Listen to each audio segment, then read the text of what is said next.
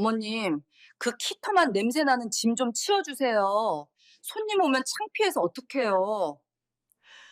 며느리는 제 이삿짐을 보자마자 대놓고 코를 막으며 인상을 찌푸렸습니다.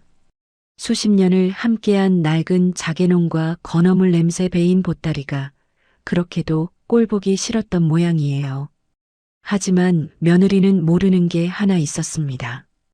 그 낡은 자개농 속에 숨겨진 가계부 한 권이 이 집안의 운명을 완전히 뒤바꿔 놓을 거라는 사실을요. 사연 시작 전 구독과 좋아요를 눌러주시면 그곳에 행운이 가득하시기를 바라겠습니다. 안녕하세요. 저는 박옥자라고 합니다. 올해로 72이 됐어요. 평생을 시장통에서 건어물 장사를 하며 살았는데 하루아침에 아들 집에 얹혀 사는 신세가 될 줄은 꿈에도 몰랐습니다. 가장 가까운 사람에게 무시당하고 짐짝 취급받는 기분이 어떤 건지 제 기막힌 이야기를 한번 들어봐 주시겠어요? 영감의 49제를 마치던 날이었습니다. 제사상을 물리고 친척들이 하나둘 떠나고 나니 집안이 휑해졌어요. 저는 텅 빈 마루에 혼자 앉아 40년을 함께한 이 낡은 집을 둘러봤습니다. 대들보에는 세월의 때가 묻어 있었고 문풍지 사이로 찬바람이 스며들었어요. 대문 앞을 내다보니 재개발 조합 설립을 알리는 플래카드가 펄럭이고 있었습니다. 이 동네도 곧 사라지겠구나 싶었어요. 저는 영정사진 속 영감을 바라보며 낮은 목소리로 중얼거렸습니다. 영감, 나 이제 내 멋대로 살다 갈게요. 당신 눈치 보느라 평생 숨죽이고 살았는데 이제는 나도 좀 편하게 살아보려고요. 이사 당일 아침이 밝았습니다. 이삿짐 센터에서 온 젊은 직원 2명이 방 안을 둘러보더니 고개를 갸웃거렸어요. 짐이라고는 보따리 몇 개와 낡디 낡은 자개농 하나가 전부였거든요. 30년은 좋게 된 자개농이라 자개 조각이 군데군데 떨어져 나갔고 합판도 습기에 사가 있었습니다. 덩치 큰 직원이 자개농을 들어 올리다가 인상을 찌푸리며 물었어요. 어머님, 이거 합판이 다 사갔는데요. 그냥 버리시는 게 낫지 않을까요? 무겁기만 하고 쓸데도 없어 보이는데. 저는 버럭 소리를 질렀습니다. 목청이 찢어질 것 같았어요. 이게 내 혼수란 말이야. 시집 올 때 친정 어머니가 해주신 거라고. 함부로 입 놀리지 마라. 직원들은 어리둥절한 표정으로 서로 눈치를 봤습니다. 그저 낡은 가구일 뿐인데 왜 저렇게 난리냐는 눈빛이었어요. 하지만 저는 알고 있었습니다. 그 자개농 안쪽 깊숙한 곳에 썩은 나무 틈새를 이용해 만든 비밀 공간이 있다는 것을요. 거기에는 제 평생의 기록이 숨겨져 있었습니다. 아무도 모르는 제 진짜 재산 목록이요. 그러니 이 자개농만큼은 절대 버릴 수 없었어요. 트럭에 짐을 싣고 아들네 아파트로 향하는 길이었습니다. 차창 밖으로 스쳐 지나가는 풍경을 보며 저는 생각에 잠겼어요. 영감이 살아있을 때는 꿈도 못 꿨던 일이었습니다. 시집살이에 장사에 애들 뒷바라지에 정신없이 살다 보니 어느새 72이 됐어요. 이제 남은 건 이 늙은 몸뚱어리와 자개농 속 비밀뿐이었습니다. 아들네 아파트 단지에 도착했을 때 가슴이 두근거렸습니다. 33평짜리 아파트라고 들었는데 입구부터 번듯해 보였어요. 엘리베이터를 타고 올라가 현관 앞에 섰을 때 저는 크게 심호흡을 했습니다. 비밀번호를 누르기 전에 스스로에게 최면을 걸었어요. 이 문을 여는 순간 나는 의리다. 돈 한 푼 없는 늙은 어미다. 아들한테 얹혀 사는 신세다. 그렇게 마음을 단단히 먹고 문을 열었습니다. 현관에 들어서자마자 며느리 미주가 나왔습니다. 하지만 반가운 기색은 전혀 없었어요. 미주는 제 발치를 흘끔 내려다보더니 이마에 깊은 주름을 잡았습니다. 제 고무신에 묻은 흙을 본 모양이었어요. 어머님, 신발에 흙 좀 털고 들어오세요. 어제 업체 불러서 왁스 칠했거든요. 스크래치 나면 곤란해요. 저는 얼른 고개를 숙이고 신발을 벗었습니다. 미안하다는 말이 목구멍까지 올라왔지만 꼭 삼켰어요. 뒤따라 이삿짐이 들어오기 시작했습니다. 보따리 몇 개와 낡은 자개농이 현관에 놓이자 미주의 표정이 순식간에 굳어지더군요. 미주는 대놓고 코를 막으며 얼굴을 찡그렸습니다. 아이고, 이게 무슨 냄새야? 시장 건어물 냄새가 온 집안에 배겠네. 미주는 휙 돌아서더니 거실로 가서 공기청정기를 터보 모드로 돌렸습니다. 그러고는 베란다 창문까지 활짝 열어젖혔어요. 12월 찬바람이 쏴하고 밀려들었습니다. 저는 그 자리에 서서 어쩔 줄 몰랐어요. 첫날부터 이런 대접을 받을 줄은 몰랐거든요. 미주가 손짓으로 저를 불렀습니다. 따라가 보니 베란다 쪽에 조그만 방이 하나 있었어요. 문을 열자마자 저는 그 자리에 멈춰 섰습니다. 그곳은 방이 아니라 창고였거든요. 미주의 골프백 3개가 한쪽 구석에 세워져 있었고 철 진한 패딩과 롱코트가 옷걸이에 빼곡히 걸려 있었습니다. 구석에는 먼지 쌓인 러닝머신과 안마의자까지 있었어요. 사람이 누울 자리가 있기나 한 건지 의문이 들었습니다. 저는 가슴이 철렁 내려앉았어요. 아, 내가 이 집에서 짐짝 취급을 받게 되는구나. 그 사실이 뼈저리게 느껴졌습니다. 미주가 퉁명스럽게 말했어요. 이 짐들은 시간 나면 나중에 치울게요. 일단은 대충 사세요. 손님 방은 준우 공부방으로 쓰고 있어서 어쩔 수 없어요. 그 말을 남기고 미주는 휙 돌아서 가버렸습니다. 발소리가 멀어지자 저는 한숨을 푹 내쉬었어요. 혼자 남아 무거운 골프백을 끙끙거리며 한쪽으로 밀어냈습니다. 허리가 끊어질 것 같았지만 도와주러 오는 사람은 아무도 없었어요. 겨우 공간을 만들어 자개농을 구석에 밀어 넣었습니다.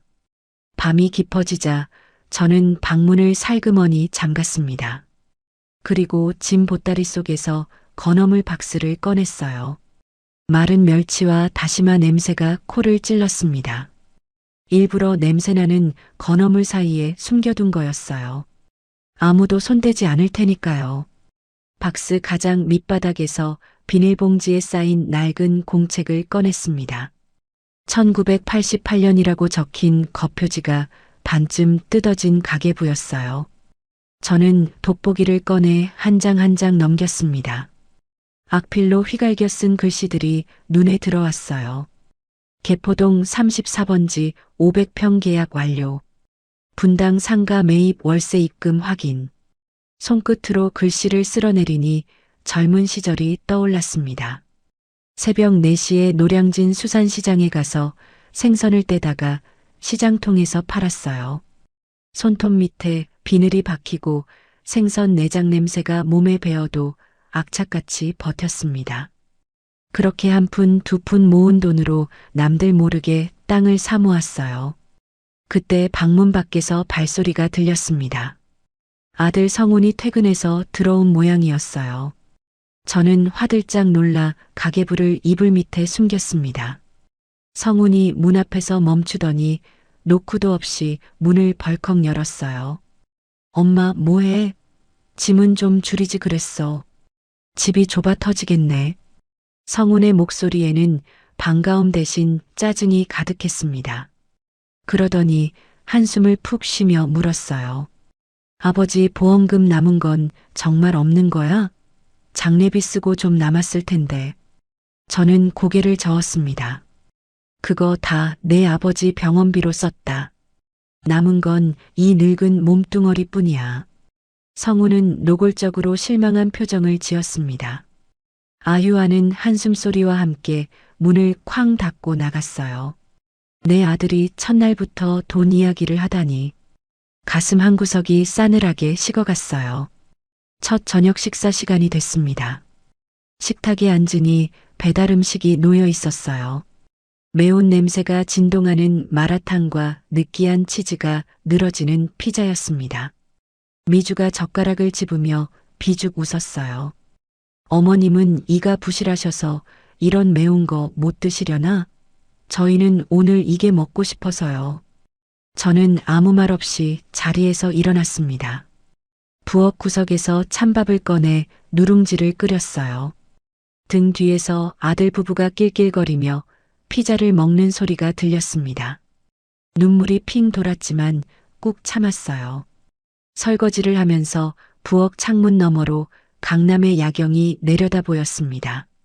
반짝이는 불빛들이 보석처럼 수놓아져 있었어요. 저는 속으로 피식 웃었습니다. 저 불빛 중 하나가 내 소유의 빌딩에서 나오는 거란다. 너희들은 꿈에도 모르겠지만 밤이 더 깊어지자 안방 문틈으로 미주의 통화 소리가 새어나왔습니다. 저는 화장실에 가는 척하며 귀를 기울였어요. 아휴 언니, 시어머니가 들어오셨거든. 냄새 때문에 미치겠어 진짜. 집안에 건어물 냄새가 배서 머리가 아프다니까. 식기세척기도 못 쓰게 해야겠어. 괜히 전기세만 나오잖아. 가슴이 철렁 내려앉았습니다. 하지만 저는 아무렇지 않은 척 화장실로 들어갔어요. 볼일을 보고 물을 내리는데 갑자기 문 밖에서 쾅쾅 두드리는 소리가 났습니다. 어머님, 휴지 많이 넣지 마세요. 변기 막히면 업체 부르는데 돈 들어요. 미주의 날카로운 목소리에 온몸에서 힘이 빠졌습니다. 모멸감이 파도처럼 밀려왔어요. 고작 휴지 몇 장 썼다고 이런 소리를 들어야 하나 싶었습니다. 좁은 창고방 잠자리에 누워 천장을 바라봤습니다. 잠이 오지 않았어요. 왜 재산을 공개하지 않고 이 집에 들어왔을까? 스스로에게 물었습니다. 답은 간단했어요. 아들의 됨됨이를 마지막으로 시험해 보고 싶었거든요. 돈 없는 어미를 어떻게 대하는지 두 눈으로 똑똑히 확인하고 싶었습니다. 영감도 몰랐고 자식들도 몰랐어요. 오직 저만 아는 비밀이었죠. 새벽에 목이 말라 거실로 나왔다가 식탁 위에 놓인 서류를 발견했습니다. 카드값 독촉장과 리볼빙 이용 안내문이었어요. 밀린 카드값이 3천만 원이 넘었고 리볼빙 이자만 매달 수십만 원씩 불어나고 있었습니다. 겉으로는 번듯한 아파트에 살지만 속은 완전히 텅 비어 있었어요. 아들 부부가 왜 그렇게 돈에 집착하는지 이제야 알 것 같았습니다. 방으로 돌아와 다시 가계부를 펼쳤습니다. 강남 빌딩 월세 3천만 원, 분당 상가 월세 1,500만 원. 저는 가계부를 가슴에 꼭 안았어요. 조금만 더 지켜보자. 내 아들이 어디까지 가나 두고 보자. 그렇게 아들 집에서의 첫날 밤이 지나갔습니다. 창문 사이로 새벽빛이 희미하게 스며들고 있었어요. 멀리서 참새 우는 소리가 들려왔습니다. 저는 알고 있었습니다. 이제부터 진짜 시험이 시작된다는 것을요. 그리고 그 시험의 결과에 따라 모든 게 달라질 거라는 것도요. 내 전 재산을 물려줄 것인지 아니면 한 푼도 주지 않을 것인지는 오로지 아들의 행동에 달려 있었습니다. 아들 집에서의 생활이 시작됐습니다. 며칠이 지나자 저는 이 집안의 속사정이 하나둘 눈에 들어오기 시작했어요. 겉으로는 번듯해 보이지만 속은 완전히 골마 있었습니다. 아침 7시 반이었어요. 성훈이가 출근 준비를 하며 거실을 지나갔습니다. 고급 정장에 반짝이는 넥타이를 메고 있었지만 제 눈에는 다른 것들이 먼저 보였어요. 구두 뒤축이 한쪽으로 달아 있었고 와이셔츠 목깃은 누렇게 변색돼 있었습니다. 양복 소매 안쪽 봉제선도 터지기 직전이었어요. 속빈 강정이라는 말이 절로 떠올랐습니다. 엄마, 나 출근해. 성훈이가 현관에서 구두를 신으며 짧게 인사했어요. 저는 부엌에서 설거지를 하던 손을 멈추고 고개만 끄덕였습니다. 문이 닫히고 나서야 한숨이 새어나왔어요. 그날 오후였습니다. 미주가 백화점 쇼핑백을 양손 가득 들고 현관으로 들어왔어요. 샤넬 가방이며 명품 화장품이며 쇼핑백마다 유명 브랜드 로고가 박혀 있었습니다. 저는 거실에서 빨래를 개다가 그 모습을 지켜봤어요. 어머님, 오늘 백화점 VIP 세일이라서요. 등급 유지하려면 어쩔 수 없어요. 미주가 변명하듯 말하고는 안방으로 쇼핑백을 들고 들어갔습니다. 저는 고개를 끄덕이며 아무 말도 하지 않았어요. 그런데 다음날 쓰레기 분리수거를 하다가 이상한 걸 발견했습니다. 재활용 박스 안에 어제 그 쇼핑백들이 들어 있었어요. 그 안에는 중고 거래 앱으로 물건을 되팔기 위해 정성껏 포장한 택배 상자들이 가득했습니다. 저는 그제야 알았어요. 미주가 백화점에서 물건을 사는 게 아니라 VIP 등급 유지용으로 샀다가 바로 되파는 거였습니다.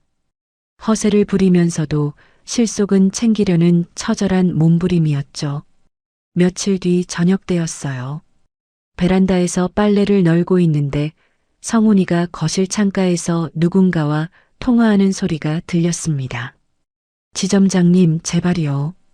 일주일만 더 기다려주세요. 이자 꼭 맞겠습니다. 네, 아닙니다.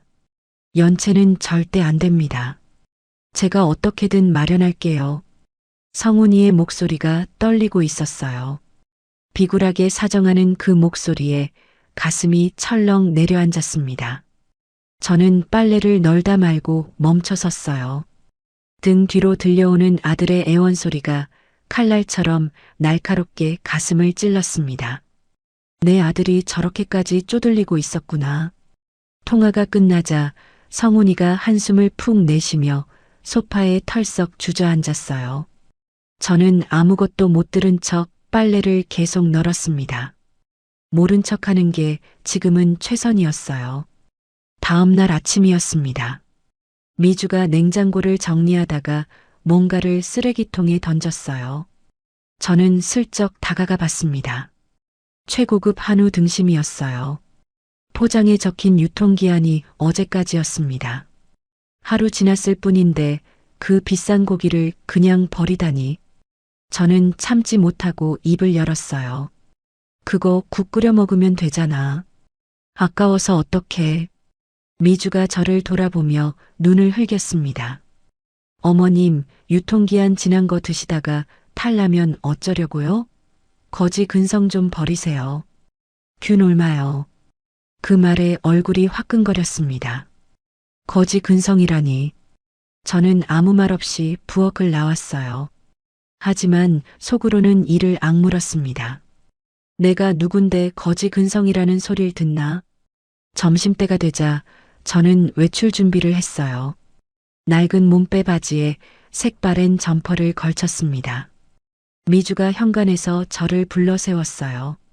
어머님, 어디 가세요? 시장 구경 좀 다녀오마. 미주가 한숨을 쉬더니 지갑에서 꼬깃꼬깃한 1,000원짜리 몇 장을 꺼냈습니다. 그리고는 던지듯이 제 손에 쥐어줬어요. 돈 없으시면 말씀하시지. 콩나물이나 사오세요. 많이 사지 마시고요. 저는 그 돈을 받아들며 고개를 숙였습니다. 속이 부글부글 끓어올랐지만 참았어요. 지금은 참을 때였습니다. 시장에 도착하자 저는 콩나물 가게 앞에 섰어요. 한 봉지에 1,500원이었습니다. 아주머니, 이거 1,000원에 안 돼요? 한 봉지만 살 건데. 저는 일부러 쩔쩔매는 척했습니다. 상인 아주머니가 저를 위아래로 훑어보더니 혀를 찼어요. 에휴 할머니. 그래요. 1,000원에 가져가세요. 저는 연신 고맙다며 허리를 굽혔습니다. 완벽한 짠순이 할매 연기였죠. 하지만 시장 뒷골목으로 들어서자마자 제 눈빛이 변했습니다. 저는 휴대폰을 꺼내 번호를 눌렀어요. 신호음이 2번 울리자 상대방이 받았습니다. 네, 회장님. 김 사장 나야. 이번 달 상가 월세가 왜 아직도 입금이 안 됐어? 세입자 관리 똑바로 안 해? 아, 죄송합니다. 3층 세입자가 사정이 있다고 해서 며칠 말미를 줬는데요. 말미는 무슨, 내일까지 안 들어오면 내용 증명 보내. 알았지? 네, 알겠습니다. 회장님, 저는 전화를 끊고 주머니에 휴대폰을 넣었습니다. 아까 그 비굴한 할머니는 온데간데 없었어요. 골목벽에 기대서서 저는 피식 웃었습니다. 콩나물값 500원 깎으려고 쩔쩔매던 할머니가 월세 수천만 원을 관리하는 건물주라니. 세상 참 아이러니하죠. 집에 돌아오니 거실에서 아들 부부의 고성이 터져나오고 있었습니다. 저는 현관에서 신발을 벗다 말고 귀를 기울였어요. 당신이 아파트 사자고 했잖아. 영끌에서 사자고. 미주의 날카로운 목소리였습니다. 그때 당신도 좋다고 했잖아. 그리고 주식은 내가 말아먹은 거잖아. 성훈이가 받아쳤어요. 두 사람의 싸움은 점점 격해졌습니다. 아, 진짜. 이러다 우리 다 거리로 나앉겠다. 쾅! 뭔가 깨지는 소리가 났어요. 저는 일부러 발소리를 크게 내며 안으로 들어갔습니다. 거실에 들어서자 두 사람이 화들짝 놀라며 입을 다물었어요. 바닥에는 깨진 컵 조각이 널려 있었습니다. 무슨 일이야? 왜들 이래? 저는 모른 척 물었어요. 성훈이가 얼굴을 붉히며 고개를 돌렸습니다. 미주는 재빨리 표정을 바꾸고 웃음을 지었어요. 아니에요, 어머님. 그냥 컵을 깼어요. 신경 쓰지 마세요. 저는 고개를 끄덕이고 방으로 들어갔습니다. 문을 닫자마자 한숨이 터져 나왔어요. 이 집안이 이 정도로 위태로운 줄은 몰랐습니다. 그날 저녁 성훈이가 제 방문을 열고 들어왔어요. 눈치를 보며 머뭇거리더니 입을 열었습니다. 엄마 있잖아. 혹시 아버지 보험금 말고 다른 거 없어? 적금이나 땅 같은 거. 저는 고개를 저었습니다. 없다. 있으면 내가 안 주겠니? 다 털어서 병원비로 썼어. 성훈이의 얼굴이 실망으로 일그러졌어요. 아, 진짜? 정말 아무것도 없어? 시장에 있는 건어물 가게 자리가 있긴 한데 그것도 요즘 장사가 안 돼서 똥값이야. 그래도 권리금은 받을 수 있잖아. 얼마나 받을 수 있는데? 글쎄다. 요즘 경기가 안 좋아서 팔아봤자 빚 갚기도 모자랄 거야. 성훈이가 노골적으로 짜증을 냈습니다. 아휴, 진짜 도움이 안 되네. 그 말을 남기고 성훈이가 나가버렸어요. 방문이 쾅 닫혔습니다. 저는 가슴을 쓸어내리며 쓴웃음을 지었어요. 도움이 안 된다니. 내 엄마가 널 어떻게 키웠는데. 며칠 뒤 저는 동네 재활용센터에서 폐지를 모아 팔았습니다. 손에 쥔 돈은 5만 원이었어요. 유치원에서 돌아온 손주 준우에게 주려고 봉투에 담았습니다. 준우야, 할머니가 용돈 줄게. 맛있는 거 사 먹어. 준우가 눈을 반짝이며 손을 내밀려는 순간 미주가 달려와 제 손에서 봉투를 낚아챘어요. 어머님, 애벌은 나빠져요. 더러운 돈 만지게 하지 마세요. 미주가 그 돈을 자기 주머니에 쑤셔 넣으며 준우를 데리고 가버렸습니다. 저는 텅 빈 손바닥을 내려다봤어요. 더러운 돈이라니. 내가 허리 휘어지게 모은 돈이 더럽다니. 눈물이 핑 돌았지만 꾹 참았습니다. 그날 밤 저는 가계부를 펼쳤어요. 아들의 빚 규모를 어림잡아 계산해 봤습니다. 카드값 3천만 원에 아파트 대출 이자, 주식 손실까지 합치면 최소 5억 원은 될 것 같았어요. 그리고 제 자산을 떠올렸습니다. 강남 빌딩 시가 100억 원, 분당 상가 50억 원, 각종 토지와 현금까지 합치면 수백억 원이었습니다. 저는 가계부를 덮으며 생각에 잠겼어요. 이 돈을 주면 아들이 달라질까? 아니면 밑 빠진 독에 물 붓기일까? 아직은 알 수 없었습니다. 조금 더 지켜봐야 했어요. 다음 날 아침 미주가 관리비 고지서를 들고 제 방으로 찾아왔습니다. 얼굴이 잔뜩 굳어 있었어요. 어머님, 이것 좀 보세요. 미주가 고지서를 제 눈앞에 들이밀었습니다. 수도세 항목에 빨간 펜으로 동그라미가 쳐져 있었어요. 어머님 오시고 나서 수도세가 2만 원이나 더 나왔어요. 샤워는 이틀에 한 번만 하세요. 그리고 설거지할 때 물 틀어놓고 하지 마시고요. 저는 아무 말도 하지 못했습니다. 고작 2만 원 때문에 씻는 것까지 통제하겠다니 모멸감이 파도처럼 밀려왔어요. 하지만 저는 고개를 끄덕였습니다. 알았다. 조심할게. 미주가 돌아서 나가자 저는 두 손으로 얼굴을 감쌌어요. 뜨거운 눈물이 손가락 사이로 흘러내렸습니다. 평생 악착같이 돈을 모았는데 이제 와서 물 한 번 마음대로 못 쓰는 신세가 되다니. 그날 밤 성훈이가 술에 취해 들어왔습니다. 거실에서 쿵쾅거리는 소리가 나서 나가봤더니 성훈이가 골프채를 바닥에 집어던지고 있었어요. 아씨, 내가 그때 바이오 주식만 성공했어도 왜 다 망하는 거야? 성훈이가 고래고래 소리를 질렀습니다. 옆에서 미주가 달래려 했지만 소용없었어요. 성훈이는 벽을 주먹으로 치며 신세 한탄을 쏟아냈습니다.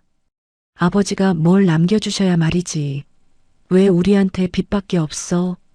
그 말에 저는 가슴이 찢어지는 것 같았어요. 내 아버지가 빚만 남겼다고? 내가 대학 갈 때 등록금은 누가 냈는데? 유학 보낼 때 비행기 값은 누가 냈는데? 저는 입술을 깨물었습니다. 말해주고 싶었어요. 내 엄마가 가진 재산이 얼마인지. 하지만 참았습니다. 아직은 때가 아니었어요. 다음 날 아침 저는 난장판이 된 거실을 치웠습니다. 깨진 화분 조각과 넘어진 골프채를 정리하고 바닥을 닦았어요. 미주가 거실로 나왔지만 도와주기는커녕 저를 쳐다보며 한마디 했습니다. 어머님이 아버님 기 좀 살려주셔야죠. 혹시 숨겨둔 땅이라도 없으세요? 저는 걸레를 짜며 대답했어요. 없다. 있으면 벌써 꺼냈지. 미주가 혀를 차며 안방으로 들어갔습니다. 저는 걸레질을 하며 속으로 되뇌었어요. 숨겨둔 땅이 있긴 하지. 내가 상상도 못할 만큼 많이. 그날 밤 저는 방문을 잠그고 가계부를 다시 꺼냈습니다. 손끝으로 숫자들을 쓸어내리며 생각에 잠겼어요. 이 집안은 생각보다 훨씬 심각했습니다. 돈이 없어서가 아니라 돈을 다루는 법을 몰라서 무너지고 있었어요. 저는 창밖의 어둠을 바라보며 다짐했습니다. 조금만 더 지켜보자. 내 아들이 정말 어떤 사람인지 끝까지 확인하고 나서 결정하자. 아들 집에 들어온 지 보름이 지났습니다. 저는 그날 오후 동네 노인정에 갔어요. 집에만 있으면 숨이 막힐 것 같았거든요. 노인정에는 이미 동네 어르신들이 모여 앉아 화투를 치고 계셨습니다. 어머, 박여사 오셨네. 여기 앉아요. 김할머니가 저를 불렀어요. 저는 구석자리에 앉아 숭늉을 한 잔 받아 마셨습니다. 할머니들의 수다가 이어졌어요. 요즘 세상이 어떻게 돌아가는지 몰라. 자식들이 부모 돈 냄새 맡으면 눈이 뒤집힌다니까. 이 할머니가 혀를 차며 말했습니다. 맞아, 맞아. 우리 옆집 최 씨 알지? 아들한테 아파트 넘겨줬다가 요양원에 처박혔대. 세상에. 그 효자라던 아들이? 명절마다 선물 보내던 그 아들? 효자는 무슨. 재산 넘기니까 바로 태도가 달라지더래. 고려장이 따로 없어. 저는 숭늉잔을 든 채 그 이야기를 듣고 있었어요. 등골이 서늘해지는 것 같았습니다. 남의 일 같지가 않았거든요. 박 여사는 아들 집에 들어갔다며? 거기서 잘 지내? 김할머니가 저를 쳐다보며 물었습니다. 저는 억지로 웃음을 지었어요. 네, 뭐. 그럭저럭이요. 조심해. 요즘 며느리들 무서워. 재산 있으면 절대 티내지 마. 맞아.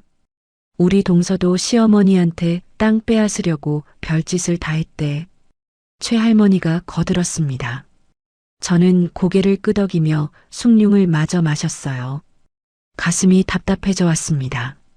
노인정을 나서면서 저는 생각했어요. 정말 내 며느리도 그런 걸까? 설마 그렇겠어? 아파트 단지 안으로 들어서는데 마음이 무거웠습니다. 엘리베이터를 타고 올라가면서 창밖을 바라봤어요. 저 멀리 한강이 반짝이고 있었습니다. 40년 전 이 동네가 허허벌판이었을 때부터 알고 있었어요. 그때 건어물 장사로 번 돈을 한 푼, 두 푼 모아 이 근처에 건물을 샀거든요. 지금 이 아파트 근처 골목에 있는 그 건물이요. 아무도 모르는 제 비밀이었습니다. 그날 저녁 평소보다 일찍 집에 돌아왔습니다. 현관문을 열고 들어서는데 뭔가 이상했어요. 신발장 위에 놓인 물건들의 위치가 미세하게 달라져 있었습니다. 저는 조용히 신발을 벗고 안으로 들어갔어요. 제 방문 앞에 섰을 때 심장이 쿵쾅거렸습니다. 분명히 아침에 나갈 때 문손잡이를 살짝 비틀어 놓았거든요. 그런데 지금 문손잡이가 똑바로 서 있었어요. 누군가 이 방에 들어왔다 나간 겁니다. 저는 조심스럽게 방문을 열었습니다. 언뜻 보기엔 아무것도 달라진 게 없었어요. 하지만 제 눈은 날카로웠습니다. 50년 장사를 하면서 다져진 눈이었거든요. 자개농 서랍의 배열이 바뀌어 있었어요. 왼쪽 서랍이 오른쪽보다 살짝 더 튀어나와 있었는데 지금은 반대였습니다. 가장 결정적인 증거가 있었어요. 저는 가계부 사이에 제 머리카락 한 올을 끼워뒀거든요. 누가 펴봤는지 확인하려고요. 그 머리카락이 바닥에 떨어져 있었습니다. 누군가 분명히 가계부를 열어봤어요. 저는 급히 건어물 박스를 확인했습니다. 마른 멸치와 다시마 사이에 숨겨둔 비닐봉지가 그대로 있었어요. 냄새가 너무 지독해서 손대지 않은 모양이었습니다. 그 안에는 진짜 중요한 서류들과 비상금이 들어 있었거든요. 저는 안도의 한숨을 내쉬었어요. 거실로 나가자 미주가 소파에 앉아 TV를 보고 있었습니다. 저는 태연하게 물었어요. 미주야, 오늘 누가 내 방에 들어왔었니? 미주가 눈 하나 깜짝 않고 대답했습니다. 아, 제가 청소 좀 해드렸어요. 먼지가 너무 쌓여서요. 그래, 고맙구나.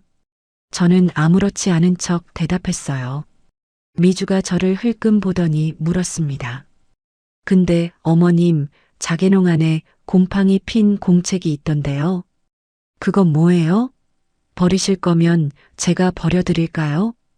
가슴이 철렁 내려앉았습니다. 하지만 저는 표정을 바꾸지 않았어요. 그거 그냥 옛날에 쓰던 일기장이야. 추억이라서 못 버려. 일기장 치고는 숫자가 많던데. 뭐 적어 놓으신 거예요? 미주의 눈빛이 날카로워졌습니다. 저는 웃으며 대답했어요. 옛날에 장사할 때 외상값 적어 놓은 거야. 다 받을 것도 없는 돈이지. 쓸데없는 거야. 미주가 고개를 끄덕이며 다시 TV를 봤어요. 다행이었습니다. 미주가 제 악필을 해석하지 못한 게 분명했어요. 암호처럼 휘갈겨 쓴 글씨와 숫자들이 그저 노인네의 잡동사니로 보였나 봅니다.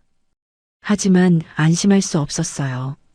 이제부터 가계부를 더 안전한 곳에 보관해야 했습니다.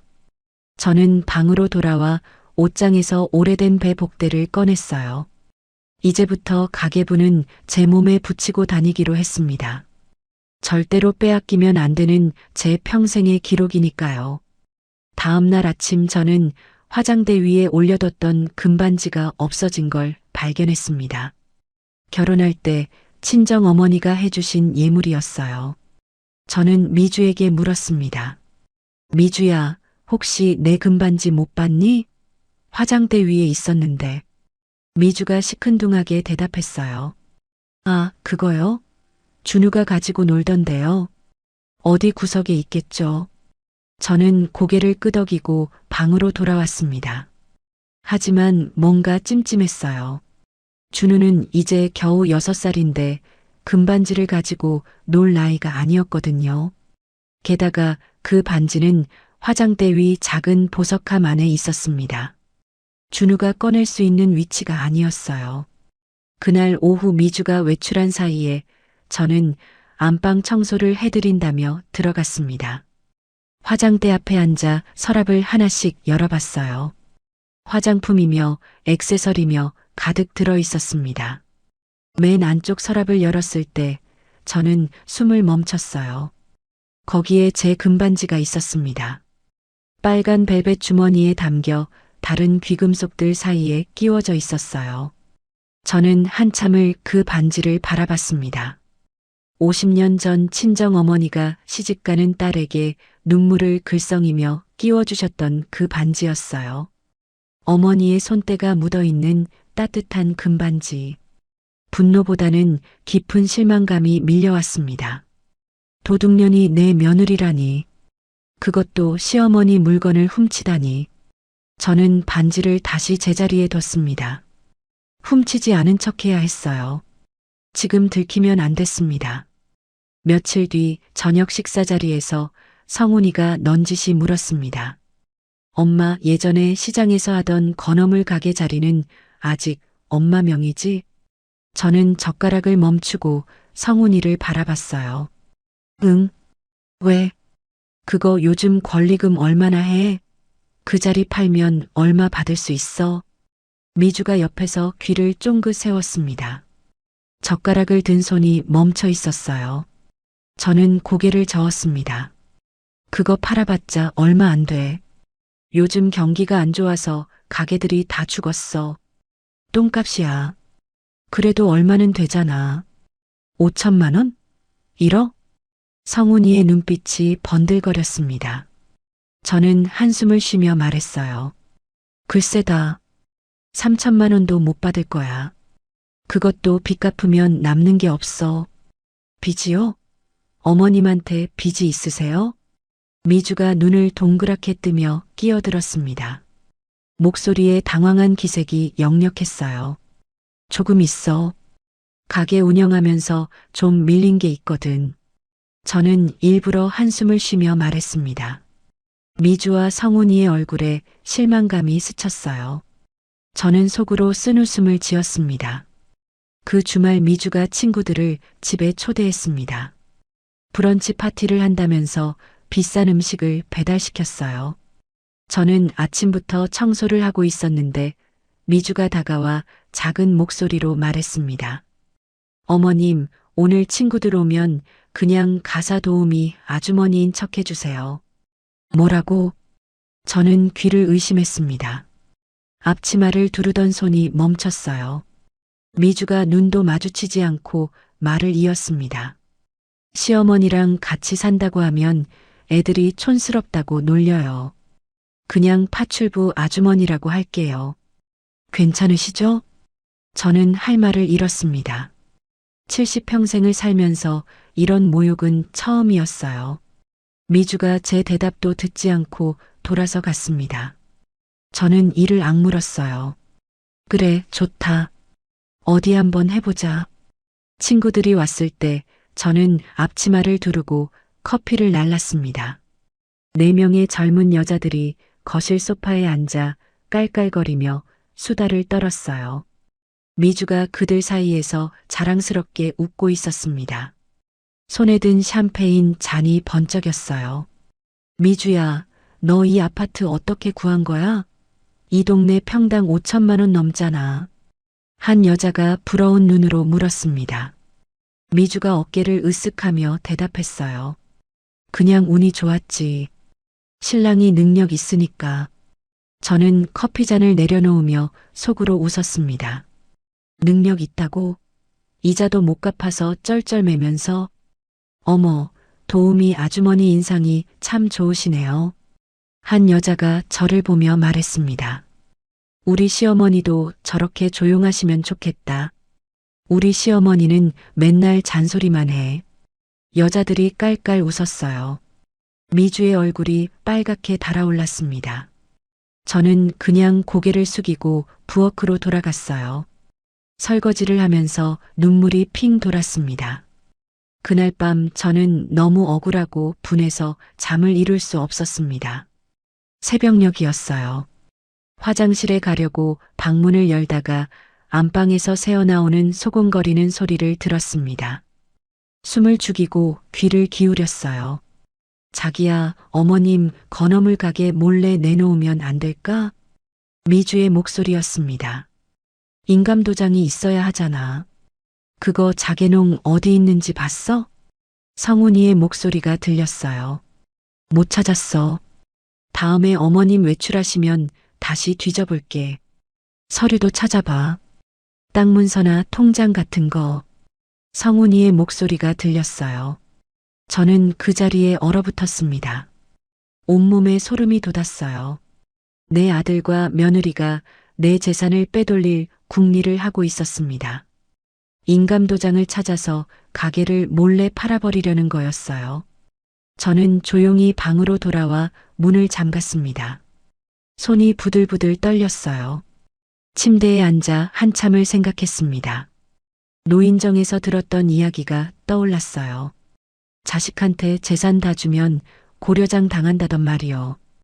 그게 남의 일이 아니었습니다. 바로 내 일이었어요. 저는 배 복대 안에서 가계부를 꺼냈습니다. 손때 묻은 낡은 공책을 쓰다듬으며 다짐했어요. 이건 절대 빼앗기지 않을 거야. 내 평생의 피와 땀이 담긴 이 기록만큼은. 창밖으로 동이 트고 있었습니다. 희뿌연 새벽빛이 방 안으로 스며들었어요. 저는 가계부를 다시 복대 안에 넣고 허리춤을 단단히 여몄습니다. 이제 방어 태세로 전환해야겠다. 저는 어둠 속에서 눈을 빛냈습니다. 더 이상 당하고만 있을 수는 없었어요. 내일부터는 황 영감을 만나 대책을 세워야겠습니다. 오랜 세월 함께 장사하며 쌓은 신뢰가 있는 사람이니까요. 전쟁은 이제부터 시작이었습니다. 다음 날 아침 저는 일찍 집을 나섰습니다. 미주에게는 병원 검진 받으러 간다고 둘러댔어요. 버스를 2번 갈아타고 도착한 곳은 압구정의 허름한 중국집이었습니다. 오래전부터 황 영감과 비밀 회동을 하던 장소였어요. 가게 안으로 들어서자 구석 자리에 백발의 노인이 앉아 있었습니다. 황재호. 40년 전부터 저와 함께 장사를 해온 동업자이자 지금은 제 모든 부동산을 관리하는 사람이었어요. 저를 보자 그가 벌떡 일어났습니다. 회장님, 여기요. 저는 맞은편 자리에 앉으며 한숨을 내쉬었어요. 황 영감이 걱정스러운 눈으로 저를 바라봤습니다. 무슨 일이세요? 전화 목소리가 심상치 않더니 저는 지난 보름간 있었던 일들을 하나하나 털어놓았습니다. 며느리가 방을 뒤진 것, 금반지를 훔쳐간 것, 가사도우미 취급을 받은 것, 그리고 새벽에 들은 그 대화까지. 황 영감의 얼굴이 점점 굳어졌어요. 주름진 이마에 핏줄이 붉어졌습니다. 세상에, 자식이 그럴 수가 있습니까? 회장님이 그 아들 키우시느라 얼마나 고생하셨는데. 그러게 말이야. 내가 뭘 잘못 키웠나 싶어. 대학 보낼 때 새벽 3시에 일어나서 젓갈 담그던 게 엊그제 같은데. 저는 쓴웃음을 지었습니다. 짜장면이 나왔지만 입맛이 없었어요. 황 영감이 탁자를 탁 쳤습니다. 회장님, 이건 가만히 있으면 안 됩니다. 지금 당장 모든 재산을 동결시켜야 해요. 동결? 네. 아들 부부가 회장님 인감을 훔쳐서 뭔 짓을 할지 모릅니다. 일단 모든 부동산 등기부에 처분금지 가처분을 걸어놓읍시다. 저는 고개를 끄덕였습니다. 황 영감 말이 맞았어요. 지금 상태로는 언제 뒤통수를 맞을지 몰랐습니다. 그리고 회장님, 인감도장 어디 있습니까? 건어물 박스 안에 숨겨뒀어. 멸치 냄새 때문에 아무도 안 건드려. 그거 위험합니다. 제가 보관하는 게 어떻겠습니까? 저는 잠시 생각했어요. 황 영감은 40년을 함께한 사람이었습니다. 배신할 사람이 아니었어요. 저는 고개를 끄덕였습니다. 알았어. 다음에 가져다 줄게. 식사를 마치고 나오는데 황 영감이 봉투 하나를 건넸습니다. 열어보니 현금 500만 원이 들어 있었어요. 회장님, 이건 비상금으로 가지고 계세요. 혹시 모르니까요. 이건 뭐야? 난 돈 필요 없어. 아닙니다. 지금 회장님 상황에서 현금 좀 가지고 계셔야 해요. 카드 쓰면 다 기록 남잖아요. 아들 부부한테 들키면 안 됩니다. 저는 봉투를 받아들며 눈시울이 뜨거워졌습니다. 자식은 돈 뜯어갈 궁리만 하는데 남인 황 영감이 오히려 돈을 챙겨주다니. 40년 동업관계가 피보다 진하다는 말이 실감났어요. 세상이 거꾸로 돌아가는 것 같았습니다. 집으로 돌아오니 오후 3시가 넘어 있었습니다. 현관문을 열고 들어서는데 분위기가 이상했어요. 거실에 성훈이가 앉아 있었습니다. 평일 낮에 집에 있을 시간이 아니었어요. 성훈아. 오늘 회사 안 갔어? 저는 아무렇지 않은 척 물었습니다. 성훈이가 고개를 들었어요. 눈이 충혈돼 있었습니다. 엄마, 나 회사 잘렸어. 뭐라고? 저는 그 자리에 멈춰 섰습니다. 성훈이가 소파에 털썩 기대며 천장을 올려다봤어요. 구조조정이래. 실적이 안 좋다고. 한 달 전부터 알고 있었는데 말 못했어. 가슴이 철렁 내려앉았습니다.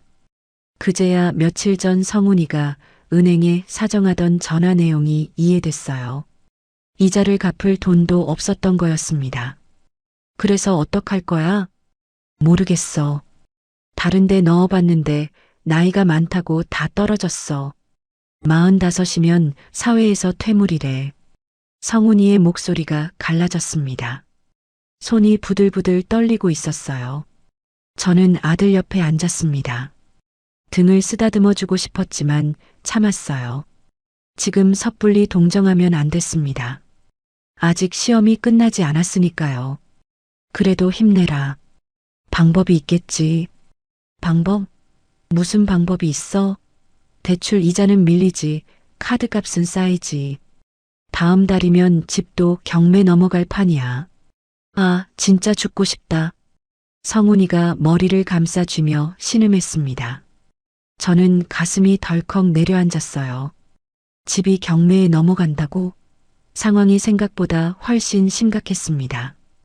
그때 안방에서 미주가 나왔어요. 눈이 퉁퉁 부어 있었고 얼굴이 잔뜩 상해 있었습니다. 당신 때문에 내 인생이 망했어. 능력도 없으면서 왜 허세는 그렇게 부렸어. 미주가 고래고래 소리를 질렀습니다. 성훈이가 벌떡 일어났어요. 뭐, 주식 말아먹은 건 내가 하자고 한 거잖아. 나한테만 뒤집어 씌우지 마. 내가 언제? 당신이 수익률 보여주면서 꼬드겼잖아. 그건 그때 다 같이 결정한 거잖아. 왜 나한테만 뒤집어 씌워? 두 사람의 싸움이 점점 격해졌습니다. 준우가 제 방에서 울음소리를 내기 시작했어요. 미주가 소리쳤습니다. 아, 시끄러워. 당신 때문에 준우까지 불안해하잖아. 성훈이가 현관으로 뛰쳐나갔습니다. 문이 쾅 닫히는 소리가 아파트 복도에 울려 퍼졌어요. 저는 조용히 일어나 제 방으로 들어갔습니다. 문을 닫고 침대에 앉았어요.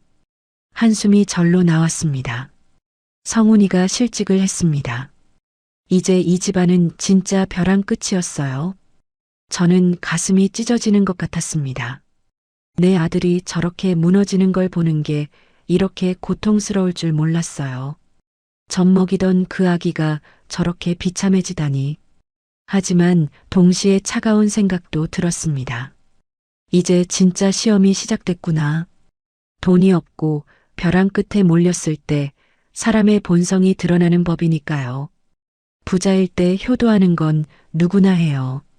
가난할 때도 효도하는 게 진짜 효자입니다. 저는 눈을 감고 생각에 잠겼어요. 저녁이 되자 미주가 제 방문을 두드렸습니다. 문을 열자 미주가 어색하게 웃으며 말했어요. 어머님, 저녁 드세요. 평소와 다른 태도였습니다. 저는 고개를 끄덕이고 식탁으로 갔어요. 식탁 위에는 오랜만에 반찬이 여러 가지 놓여 있었습니다. 시금치나물, 멸치볶음, 된장찌개. 미주가 손수 만든 것 같았어요. 오늘은 제가 직접 해봤어요. 입에 맞으실지 모르겠네요. 미주가 상냥하게 말했습니다. 성훈이도 식탁에 앉았어요. 표정이 많이 풀려 있었습니다. 저는 속으로 웃었어요. 이제야 친절을 베푸는구나. 뭔가 속셈이 있는 게 분명했습니다. 된장찌개를 한 숟갈 떠먹어 봤습니다. 짜기는 했지만 정성이 느껴졌어요. 미주가 이렇게 직접 요리하는 건 처음 봤습니다. 뭔가 큰 부탁을 할 모양이었어요. 식사 중에 미주가 넌지시 말을 꺼냈습니다. 어머님, 혹시 건어물 가게 말고 다른 재산은 정말 없으세요? 땅이라든지 적금이라든지. 역시나였습니다. 저는 젓가락을 내려놓으며 대답했어요. 없다고 했잖아. 영감 병원비에 다 썼어. 정말요? 시아버님이 그렇게 오래 아프셨어요? 8년이야. 8년 동안 병원비가 얼마나 들었는지 알아? 저는 일부러 목소리를 높였습니다. 미주가 입술을 깨물며 고개를 숙였어요. 죄송해요. 그냥 혹시나 해서요. 식사를 마치고 방으로 돌아왔습니다. 침대에 누워 천장을 바라보며 생각했어요. 미주가 본색을 드러내기 시작했습니다. 남편이 실직하니까 이제 시어머니한테 손을 벌리려는 거였어요. 그런데 문득 의문이 들었습니다. 미주가 아까 저에게 친절하게 군 건 단순히 돈 때문만일까요? 뭔가 다른 계획이 있는 것 같았어요. 저는 불안한 예감에 잠을 이룰 수 없었습니다. 며칠 뒤 충격적인 일이 벌어졌습니다. 아침 9시쯤이었어요. 일어나 화장실에 가려는데 거실에서 낯선 목소리가 들렸습니다. 살금살금 다가가 봤더니 정장을 입은 남자 2명이 소파에 앉아 있었습니다. 그래서 어머님 재산이 얼마나 되는지 정확히 모르신다고요? 남자 중 한 명이 미주에게 물었습니다. 미주가 고개를 끄덕였어요. 네. 시어머니가 숨기고 계신 게 분명한데 정확히 뭐가 있는지 모르겠어요. 알겠습니다. 저희가 조사해 드리죠. 부동산 등기부랑 금융자산 조회는 기본이고요. 숨겨진 재산까지 다 찾아드립니다. 저는 귀를 의심했습니다. 미주가 흥신소를 고용한 거였어요. 제 재산을 캐내려고 사람까지 쓴 겁니다. 비용은 얼마예요? 기본 조사 500만 원이고요. 숨긴 재산 찾으면 그 금액의 10%를 추가로 받습니다. 알겠어요. 일단 진행해 주세요. 미주가 봉투에서 현금 다발을 꺼내 건넸습니다. 500만 원이었어요. 저는 기가 막혔습니다. 카드값도 못 갚는다면서 흥신소에 쓸 돈은 있는 거였어요. 남자들이 일어서며 말했습니다. 결과는 일주일 안에 나옵니다. 연락드리죠. 감사합니다. 빨리 좀 부탁드려요. 미주가 현관까지 배웅하는 소리가 들렸습니다. 저는 조용히 방으로 돌아왔어요. 온몸이 부들부들 떨렸습니다. 분노 때문이 아니었어요. 배신감 때문이었습니다. 며느리가 시어머니 재산을 캐내려고 흥신소까지 동원하다니. 그것도 빚더미에 앉아서. 저는 급히 휴대폰을 꺼내 황 영감에게 전화했습니다. 손이 떨려서 번호를 제대로 누르기 힘들었어요. 황 사장님, 나야. 큰일 났어. 며느리가 흥신소를 불렀어. 뭐라고요? 흥신소요? 응. 내 재산 조사하겠대. 어떡하지? 걱정 마세요. 회장님 재산은 다 차명으로 돼 있잖아요. 쉽게 못 찾습니다. 저는 그제야 한숨을 돌렸습니다. 다행이었어요. 오래전 황 영감 조언대로 모든 부동산을 법인 명의로 해뒀거든요. 하지만 안심할 수 없었습니다. 프로들이 파고들면 언젠가는 들킬 수도 있었어요. 황 사장님, 이제 더는 못 참겠어. 반격할 때가 된 것 같아. 무슨 계획이 있으십니까? 저는 창밖을 바라보며 입꼬리를 올렸습니다. 며느리가 흥신소로 나를 조사한다고? 좋아. 나도 며느리를 조사해 볼 거야. 걔 친정이 어떤 집안인지 제대로 파헤쳐봐. 알겠습니다. 바로 시작하겠습니다. 전화를 끊고 저는 다시 방문을 잠갔습니다. 이제 진짜 전쟁이 시작됐어요. 며느리가 먼저 칼을 뽑았으니 저도 가만히 있을 수 없었습니다. 배 복대에서 가계부를 꺼냈습니다. 손때 묻은 낡은 공책이 손에 익숙했어요.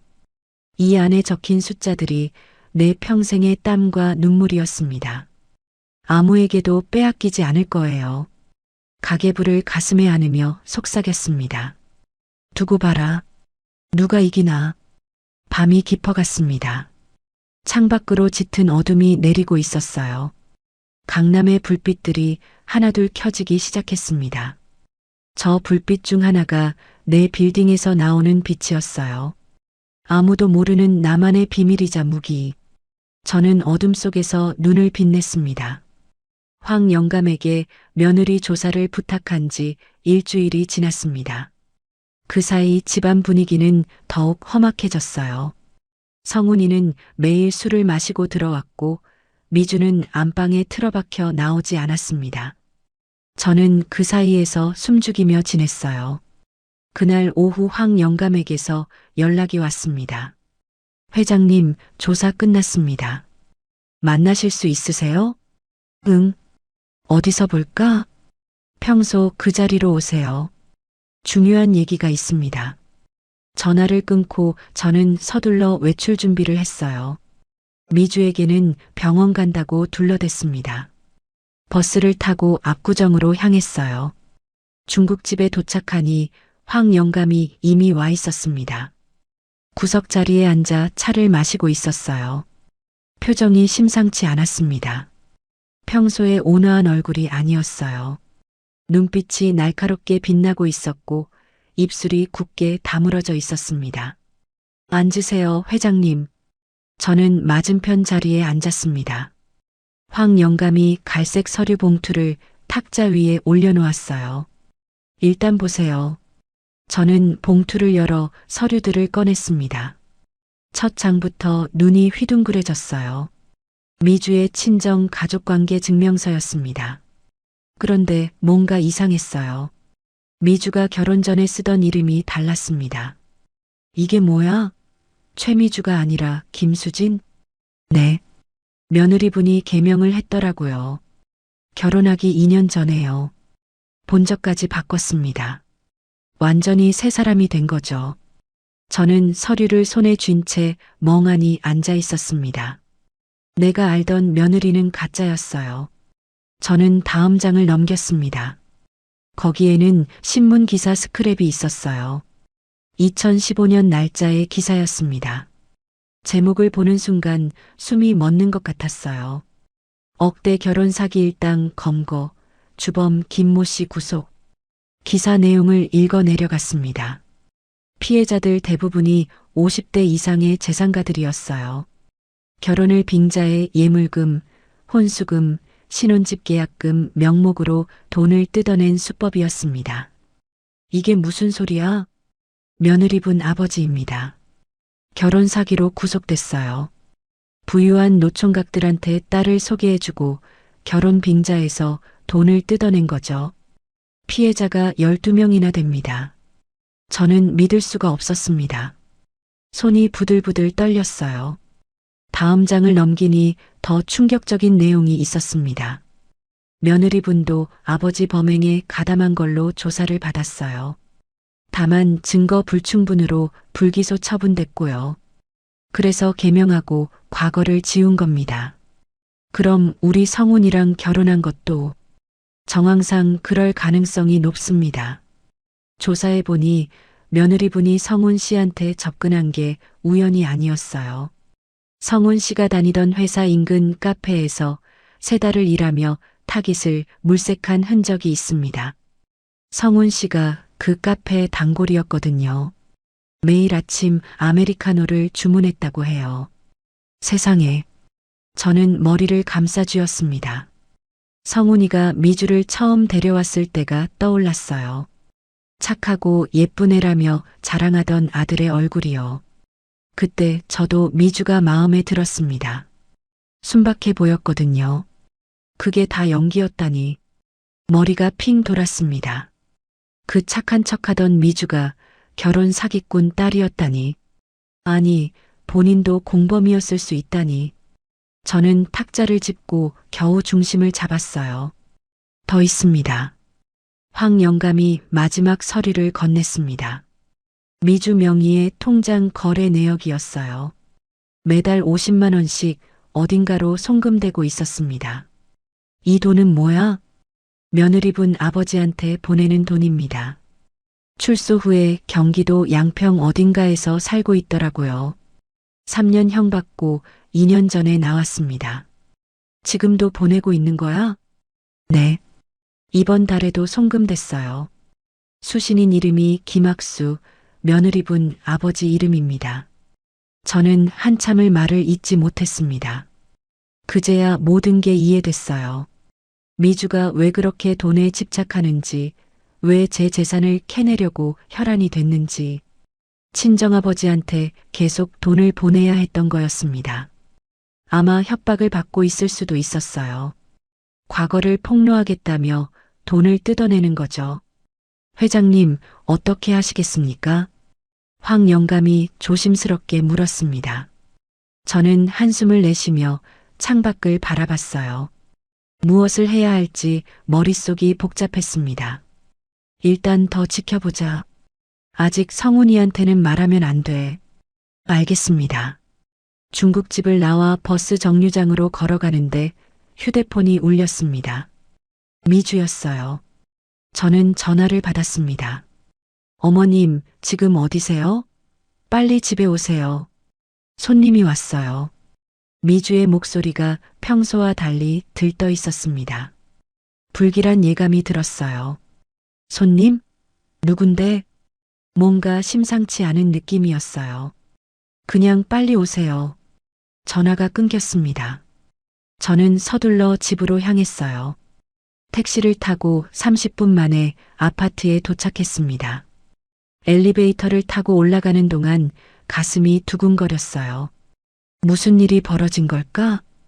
현관문을 열고 들어서는 순간 심장이 멎는 것 같았어요. 거실에 며칠 전 봤던 그 남자들이 앉아 있었습니다. 흥신소 직원들이었어요. 그리고 그 앞에는 미주와 성훈이가 나란히 앉아 있었습니다. 성훈이의 얼굴이 창백하게 질려 있었어요. 어머, 어머님 오셨네요. 앉으세요. 미주가 상냥한 목소리로 말했습니다. 하지만 눈빛은 차갑게 빛나고 있었어요. 저는 천천히 소파에 앉았습니다. 어머님, 저희가 조사한 결과가 나왔어요. 흥신소 남자가 서류를 꺼냈습니다. 저는 심장이 쿵쾅거렸어요. 설마 내 재산을 찾아낸 건가?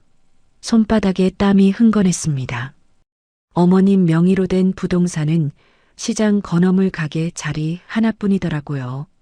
시세로 약 3천만 원 정도 됩니다. 저는 속으로 안도했습니다. 다행이었어요. 법인 명의라서 못 찾은 거였습니다. 미주의 얼굴에 실망감이 스쳤어요. 그게 전부예요? 네. 은행 계좌도 조회했는데 잔고가 얼마 안 됩니다. 하지만 남자가 말을 이었습니다. 이상한 점이 있었어요. 어머님이 매달 모법인에서 돈을 받고 계시더라고요. 매달 3천만 원씩. 피가 싹 빠지는 느낌이었습니다. 통장 거래 내역을 조회한 거였어요. 저는 표정을 관리하려고 애썼습니다. 그게 뭐야? 3천만 원? 성훈이가 벌떡 일어나며 소리쳤습니다. 얼굴이 불그락푸르락 변했어요. 미주의 눈이 번뜩였습니다. 어머님, 이게 무슨 돈이에요? 매달 3천만 원이면 1년에 3억 6천이잖아요. 그 돈이면 우리 빚 다 갚고도 남아요. 저는 침착하게 대답했습니다. 떨리는 목소리를 억지로 눌렀어요. 그건 내 친구가 빌려준 돈이야. 생활비로 쓰라고. 친구요? 무슨 친구가 매달 3천만 원씩 빌려줘요? 미주가 따져 물었습니다. 저는 고개를 저었어요. 오래된 친구야. 내 사정을 알고 도와주는 거지. 그 친구도 남편 일찍 보내고 혼자 사는 처지라서 동병상련으로 챙겨주는 거야. 미주가 의심스러운 눈으로 저를 쳐다봤습니다. 하지만 더 이상 캐물을 수가 없었어요. 법인 명의까지는 추적하지 못한 거였습니다. 그 법인 이름이 뭔데요? 흥신소 남자가 서류를 확인하며 대답했습니다. 태양산업개발이라고 합니다. 부동산 관리 법인인 것 같은데 대표가 황재호라는 사람이더라고요. 나이는 73이고 주소는 서초구입니다. 성훈이와 미주가 서로를 쳐다봤습니다. 그 이름이 익숙하지 않은 모양이었어요. 저는 속으로 안도했습니다. 황 영감 이름까지는 나왔지만 저와의 관계는 모르는 거였어요. 흥신소 사람들이 돌아가고 나자 거실에 무거운 침묵이 흘렀습니다. 성훈이가 소파에 털썩 주저앉으며 머리를 감싸쥐었어요. 엄마, 제발 솔직하게 말해줘. 정말 숨긴 재산 없는 거야? 우리 지금 진짜 죽게 생겼단 말이야. 저는 아들의 눈을 똑바로 쳐다봤습니다. 없다고 했잖아. 몇 번을 말해야 해? 미주가 먼저 입을 열었어요. 어머님, 솔직히 말씀해 주세요. 그 황재호라는 사람 누구예요? 왜 매달 그렇게 큰 돈을 보내주는 거예요? 미주가 저를 쏘아보며 물었습니다. 눈빛이 독사처럼 날카로웠어요. 옛날에 시장에서 같이 장사하던 사람이야. 그 사람이 사업해서 돈 좀 벌었거든. 불쌍하다고 도와주는 거야. 매달 3천만 원씩이나요? 말이 돼요? 세상에 그런 호구가 어디 있어요? 그 사람 형편이 괜찮으니까 그렇지. 나한테 빚진 게 있거든. 옛날에 내가 도와준 적이 있어서 갚는 거야. 미주가 입술을 깨물었습니다. 더 이상 추궁할 명분이 없었어요. 저는 자리에서 일어났습니다. 피곤하다. 방에 들어가서 쉴게. 방으로 들어와 문을 잠갔습니다. 등에서 식은땀이 흘렀어요. 아슬아슬했습니다. 조금만 더 파고들었으면 들통날 뻔했어요. 저는 급히 황 영감에게 전화했습니다. 황 사장님, 큰일 났어. 흥신소에서 태양산업개발 이름이랑 사장님 이름까지 찾아냈어. 뭐라고요? 어디까지 알아냈습니까? 법인에서 나한테 매달 3천만 원 보내는 것까지 알아냈어. 하지만 법인이 내 건지는 모르는 것 같아. 내가 둘러대서 일단은 넘어갔어. 휴, 다행이네요. 하지만 위험합니다. 저쪽에서 더 파고들면 결국 알아낼 수도 있어요. 당분간 송금을 현금으로 바꿀까요? 응, 그렇게 해. 그리고 혹시 모르니까 법인 명의도 바꿔놔. 알겠습니다. 제가 알아서 처리하겠습니다. 전화를 끊고 침대에 누웠습니다. 천장을 바라보며 생각에 잠겼어요. 상황이 점점 복잡해지고 있었습니다. 미주가 결혼 사기꾼 집안 출신이라는 것, 그리고 저를 의심하고 있다는 것. 이제 더 이상 가만히 있을 수 없었어요. 저는 벌떡 일어나 앉았습니다. 이제 결심할 때가 됐어요. 언제까지 숨기고만 있을 수는 없었습니다. 하지만 섣불리 정체를 드러내면 안 됐어요. 미주가 결혼 사기꾼 집안 출신이라는 것을 알게 된 이상 더욱 신중해야 했습니다. 때를 기다려야 했어요. 가계부를 꺼내 마지막 페이지를 펼쳤습니다. 거기에 제가 오래전에 적어둔 문장이 있었어요. 영감이 살아있을 때 함께 적은 문장이었습니다. 돈은 사람을 시험하는 가장 정확한 저울이다. 저는 그 문장을 손끝으로 쓸었습니다. 아직 시험은 끝나지 않았어요. 아들과 며느리가 정말 어떤 사람인지 끝까지 확인해야 했습니다. 그래야 이 재산을 어떻게 할지 결정할 수 있었어요. 창밖으로 해가 지고 있었습니다. 붉은 노을이 방 안을 물들였어요. 저는 가계부를 가슴에 안고 눈을 감았습니다. 며느리도 무서웠고 상황도 무서웠어요. 하지만 물러설 수는 없었습니다. 이건 내 평생을 건 마지막 싸움이었으니까요. 그리고 이 싸움에서 지면 안 됐습니다. 흥신소 사건이 있고 며칠 뒤였습니다. 아침부터 미주가 분주하게 움직였어요. 거실을 청소하고 꽃까지 사다 놓았습니다. 평소와 다른 모습이었어요. 오늘 손님 와? 저는 무심하게 물었습니다. 미주가 어색하게 웃으며 대답했어요. 네, 어머님. 오늘 저희 친정아버지가 오세요. 심장이 덜컥 내려앉았습니다. 미주의 친정아버지. 결혼 사기로 감옥에 갔던 그 사람이 이 집에 온다고요. 저는 표정을 관리하며 고개를 끄덕였어요. 그래, 반갑겠네. 점심때가 되자 초인종이 울렸습니다. 미주가 달려가 문을 열었어요. 현관에 60대 후반의 남자가 서 있었습니다. 마른 체구에 눈이 날카롭게 빛나고 있었어요. 광대뼈가 튀어나온 얼굴에 입술은 얇았습니다. 감옥에서 나온 지 2년밖에 안 됐는데 양복을 말끔하게 차려입고 있었어요. 손목에는 번쩍이는 시계까지 차고 있었습니다. 아버지, 어서 오세요. 미주가 반갑게 맞이했어요. 부녀가 껴안는 모습을 보니 소름이 돋았습니다. 결혼 사기 공범이었던 두 사람이니까요. 김학수가 거실로 들어오며 주위를 둘러봤습니다. 가구며 인테리어며 꼼꼼히 살피는 눈빛이었어요. 그의 시선이 저에게 멈췄습니다. 순간 그의 눈빛이 번뜩였어요. 어머, 이분이 시어머니시구나. 김학수가 천천히 다가왔습니다.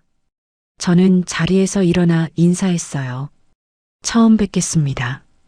박옥자입니다. 아, 네. 김학수입니다. 그가 악수를 청했습니다. 손을 맞잡는 순간 불쾌한 느낌이 들었어요. 그의 손이 차갑고 축축했거든요. 점심 식사 자리가 마련됐습니다. 미주가 정성껏 준비한 음식들이 식탁에 올라왔어요. 잡채며 불고기며 평소에는 안 하던 요리들이었습니다. 김학수가 젓가락을 들며 저를 쳐다봤습니다. 눈빛이 뱀처럼 차가웠어요. 사돈어른, 건어물 장사를 오래 하셨다면서요?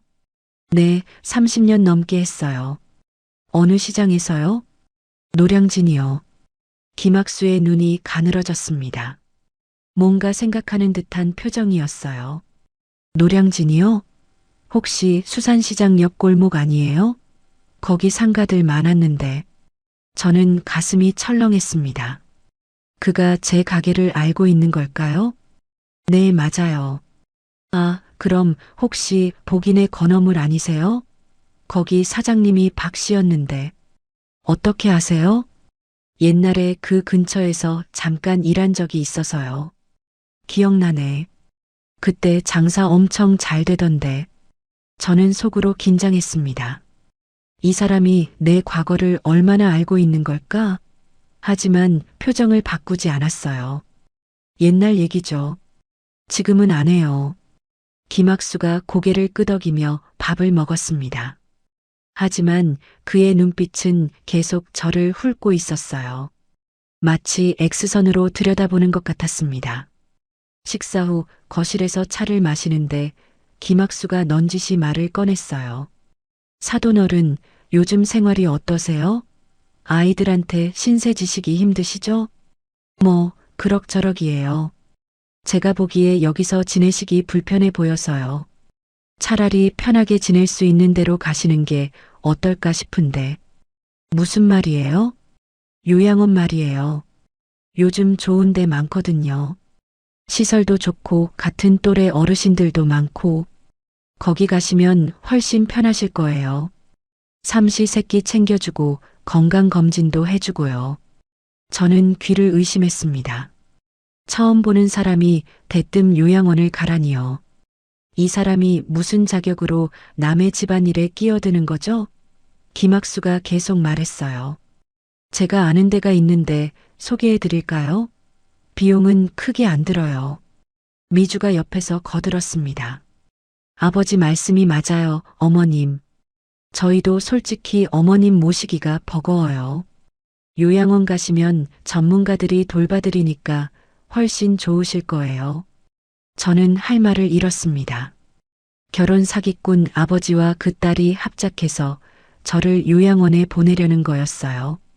집에서 쫓아내려는 수작이 뻔히 보였습니다. 고맙지만 괜찮아요. 전 여기가 좋아요. 김학수가 미소를 지었습니다. 하지만 눈은 웃지 않았어요. 천천히 생각해 보세요.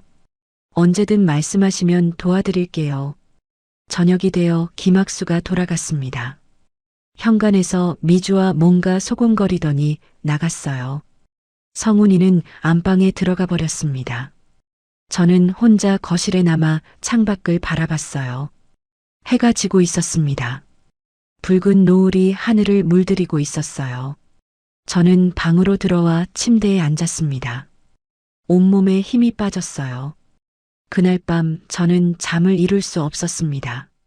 새벽 2시쯤이었어요.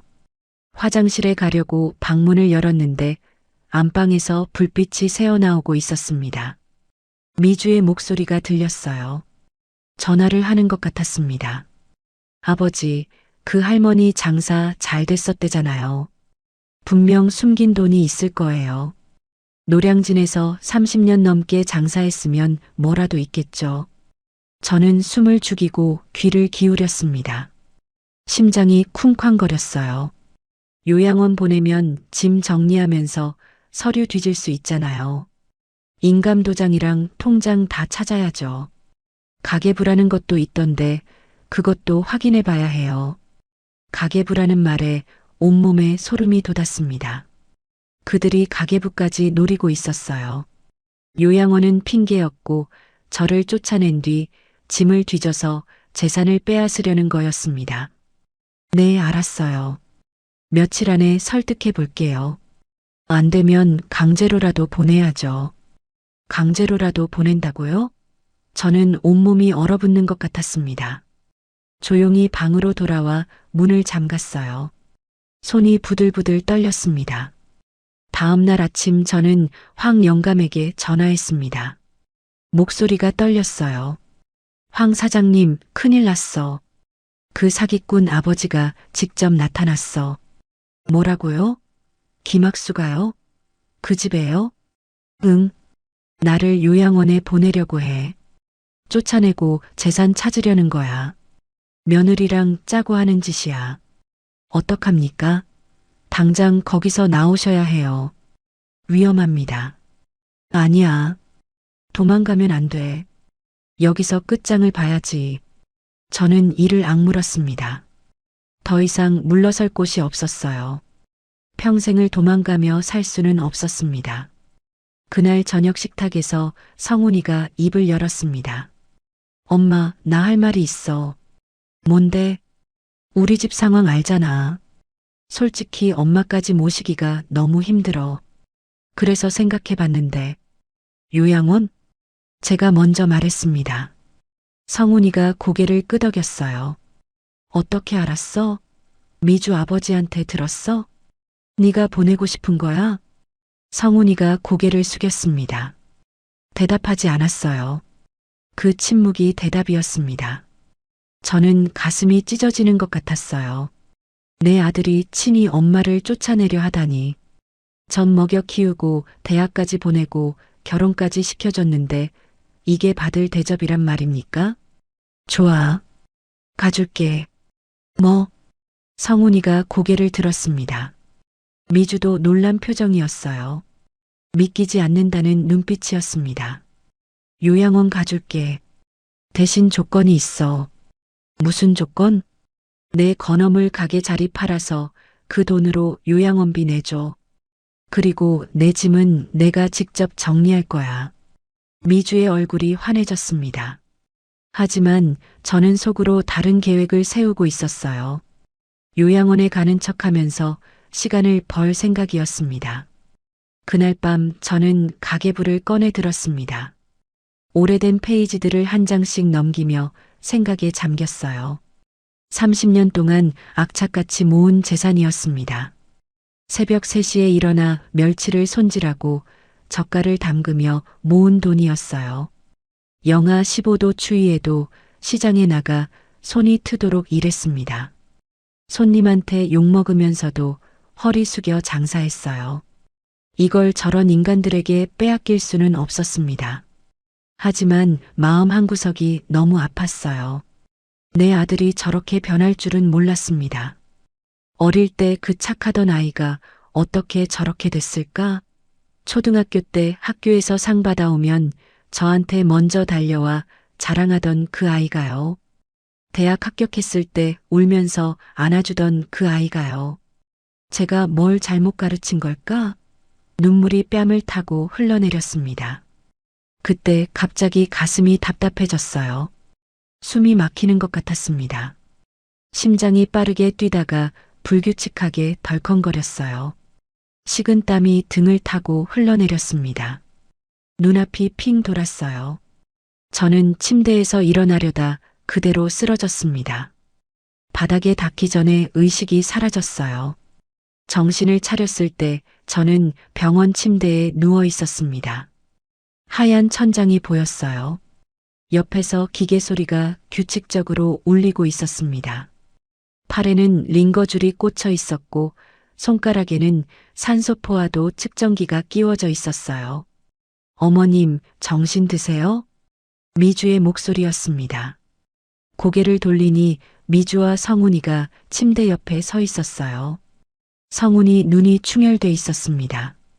내가 왜 여기 있어? 어젯밤에 쓰러지셨어요. 심장이 안 좋으시대요. 새벽에 제가 화장실 가다가 방문 열려 있길래 들어가 봤더니 바닥에 누워 계셨어요. 성훈이가 걱정스러운 표정으로 말했습니다. 하지만 저는 그 걱정이 진심인지 의심스러웠어요. 의사 선생님이 당분간 입원하셔야 한대요. 스트레스를 많이 받으셨나 봐요. 미주가 말했습니다. 저는 천장을 바라보며 쓴웃음을 지었어요.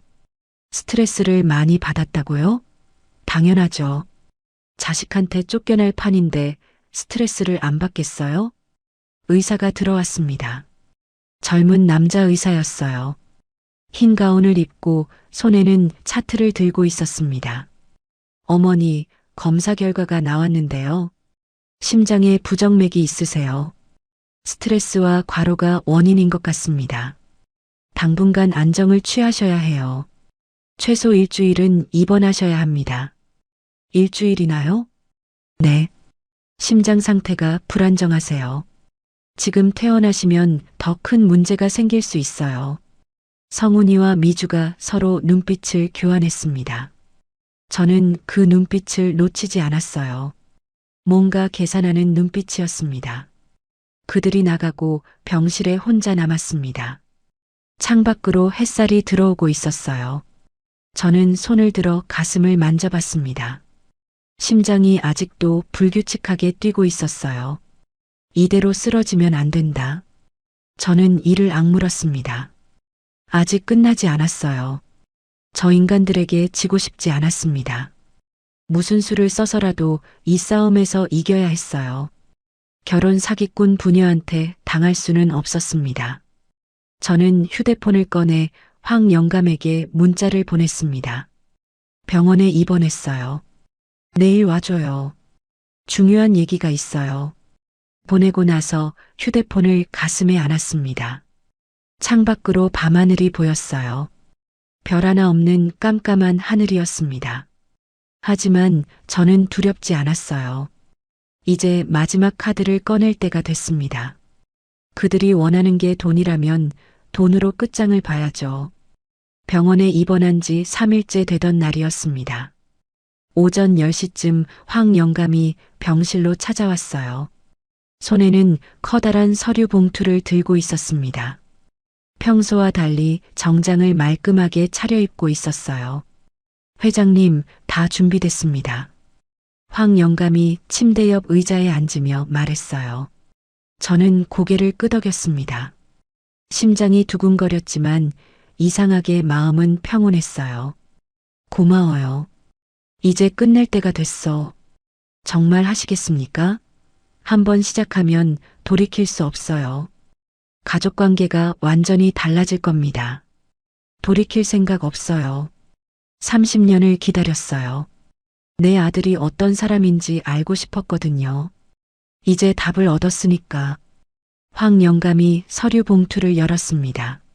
안에는 부동산 등기부등본, 법인 서류, 통장 사본들이 가득 들어 있었어요. 저의 모든 재산 목록이었습니다. 오늘 저녁에 다 모이게 하세요. 저도 참석하겠습니다. 저는 휴대폰을 들어 성훈이에게 전화했습니다. 성훈아, 오늘 저녁 7시에 병원으로 와. 미주랑 같이 중요한 얘기가 있어. 무슨 얘기인데? 와서 말해줄게. 꼭 와야 해. 전화를 끊고 저는 깊은 숨을 내쉬었습니다. 드디어 모든 것이 끝나는 날이었어요. 저녁 7시가 됐습니다. 병실 문이 열리고 성훈이와 미주가 들어왔어요. 미주는 화장을 진하게 하고 있었고 성훈이는 피곤한 얼굴이었습니다. 그 뒤에는 뜻밖의 인물이 있었어요. 김학수였습니다. 저는 눈을 가늘게 떴어요. 왜 이 사람까지 왔어? 아버지가 걱정되신대서요. 같이 오셨어요. 미주가 대답했습니다. 저는 속으로 웃었어요. 좋아요. 한꺼번에 끝내죠. 다들 앉아요. 저는 침대에서 몸을 일으켰습니다. 링거줄이 팔에 연결돼 있었지만 정신은 또렷했어요. 황 영감이 의자를 가져다 놓았습니다. 성훈이와 미주, 김학수가 나란히 앉았어요. 병실에 긴장감이 흘렀습니다. 창밖으로 해가 지고 있었어요. 오늘 왜 부른 줄 알아? 저는 천천히 말했습니다. 성훈이가 고개를 저었어요. 유언이라도 하시려고요? 미주가 비꼬듯 말했습니다. 입꼬리가 비뚤어져 있었어요. 저는 그 말에 피식 웃었습니다. 유언? 아니야. 오늘은 진실을 말하려고 불렀어. 진실이요? 무슨 진실이요? 응. 내가 누군지 알려주려고. 저는 황 영감을 바라봤습니다. 황 영감이 서류 봉투에서 첫 번째 서류를 꺼냈어요. 이게 뭔지 알아? 저는 서류를 성훈이 앞에 내밀었습니다. 강남구 역삼동 상업용 건물 등기부등본이었어요. 지상 8층짜리 건물이었습니다. 성훈이가 서류를 받아들고 눈을 크게 떴어요. 이게 뭐야? 역삼동 건물? 8층짜리? 내 건물이야. 1988년에 샀어. 그때 이 동네가 개발되기 전이었거든. 뭐라고요? 미주가 벌떡 일어났습니다. 얼굴이 하얗게 질려 있었어요. 저는 다음 서류를 꺼냈습니다. 이건 분당 정자동 상가. 지하 1층부터 지상 5층까지 통째로 내 거야. 말도 안 돼요. 그게 어떻게? 그리고 이건 저는 마지막 서류를 꺼냈습니다. 손이 떨렸지만 꾹 참았어요. 개포동 토지 500평? 재개발 예정지야. 이것도 다 내 이름으로 돼 있어. 병실이 얼어붙었습니다. 아무도 말을 하지 못했어요. 성훈이의 얼굴이 창백하게 변했습니다. 미주는 입을 떡 벌린 채 서류를 쳐다보고 있었습니다. 김학수만 눈을 가늘게 뜨고 저를 노려봤어요. 이게 다 합쳐서 얼마인지 알아? 저는 천천히 말했습니다. 황 영감이 마지막 서류를 꺼내 탁자 위에 펼쳤어요. 전체 자산 목록표였습니다. 시가로 약 200억 원이야. 강남 빌딩 100억, 분당 상가 50억, 개포동 땅 30억, 나머지 현금과 주식 20억. 200억? 성훈이가 더듬거리며 말했습니다. 다리에 힘이 풀렸는지 의자에 털썩 주저앉았어요. 미주는 서류를 집어들고 눈알이 빠질 듯 들여다봤습니다. 손이 덜덜 떨리고 있었어요. 엄마가 왜 이런 걸 가지고 있어? 어떻게 된 거야? 30년 동안 모은 거야. 내 아버지랑 새벽 3시에 일어나서 젓갈 담그고 멸치 말리면서 모은 돈이지. 손이 터지고 허리가 휘어져도 쉬지 않았어. 명절에도 장사하고 아플 때도 가게 나갔어. 그 돈으로 하나씩 사 모았어. 저는 황 영감을 쳐다봤습니다. 황 사장님이 내 재산을 관리해줬어. 법인 명의로 해서 아무도 모르게. 30년 지기 친구니까 믿을 수 있었지.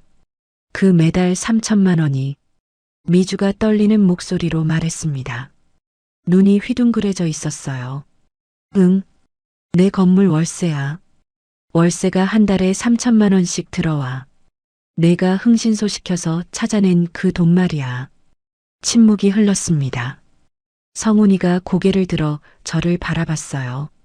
눈에 눈물이 고여 있었습니다. 왜 숨겼어? 왜 말 안 했어?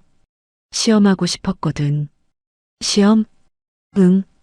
돈 없는 늙은 어미를 어떻게 대하나 보고 싶었어. 내 아버지가 돌아가시기 전에 부탁했거든. 성훈이가 어떤 놈인지 꼭 확인해 보라고. 재산 다 물려주기 전에 그놈 댐댐이를 시험해 보라고. 저는 쓴웃음을 지었습니다. 결과가 어땠는지 알아? 며느리는 내 금반지를 훔쳐갔고 내 방을 뒤져서 재산 찾으려 했고 흥신소까지 고용했어. 그리고 나를 요양원에 쳐넣으려 했지. 미주의 얼굴이 빨갛게 달아올랐습니다. 고개를 푹 숙이고 있었어요. 하지만 저는 멈추지 않았습니다. 그리고 내 아들은? 저는 성훈이를 똑바로 쳐다봤습니다. 목소리가 떨렸지만 참았어요. 넌 엄마한테 보험금 남은 거 없냐고 물었지. 건어물 가게 팔면 얼마냐고 물었지. 그리고 요양원 보내자는 말에 고개 숙이고 아무 말 안 했지. 친정아버지가 정가자인 여자 말을 따라서 친엄마를 내쫓으려 했어. 성훈이가 고개를 떨궜습니다. 어깨가 들썩였어요. 울고 있는 것 같았습니다. 저도 눈시울이 뜨거워졌지만 꾹 참았어요. 더 있어. 저는 김학수를 향해 고개를 돌렸습니다. 당신 딸이 누군지 알아? 결혼 사기범 딸이야. 본명이 김수진이고 당신 범행에 가담했다가 불기소된 사람이지. 2015년에 당신이 잡혀갈 때 같이 조사받았잖아. 김학수의 얼굴이 굳어졌습니다. 미주가 비명을 질렀어요. 어머님, 그건 당신이 내 아들한테 의도적으로 접근한 것도 다 알아. 회사 근처 카페에서 3달 동안 일하면서 타긴 물색했지? 괜찮아 보이는 남자 골라서 접근한 거잖아. 그리고 지금도 아버지한테 매달 50만 원씩 보내고 있잖아. 협박받고 있는 거지? 미주가 주저앉으며 얼굴을 감쌌습니다. 울음소리가 터져나왔어요. 온몸이 부들부들 떨리고 있었습니다. 하지만 저는 동정심이 들지 않았어요. 내 아들을 속인 년이니까요. 성훈아. 저는 아들을 불렀습니다. 성훈이가 고개를 들었어요. 눈이 충혈돼 있었습니다. 내가 이 여자랑 결혼한 건 사기당한 거야. 처음부터 끝까지. 그게 무슨, 이 여자 아버지가 결혼 사기로 감옥 간 사람이야.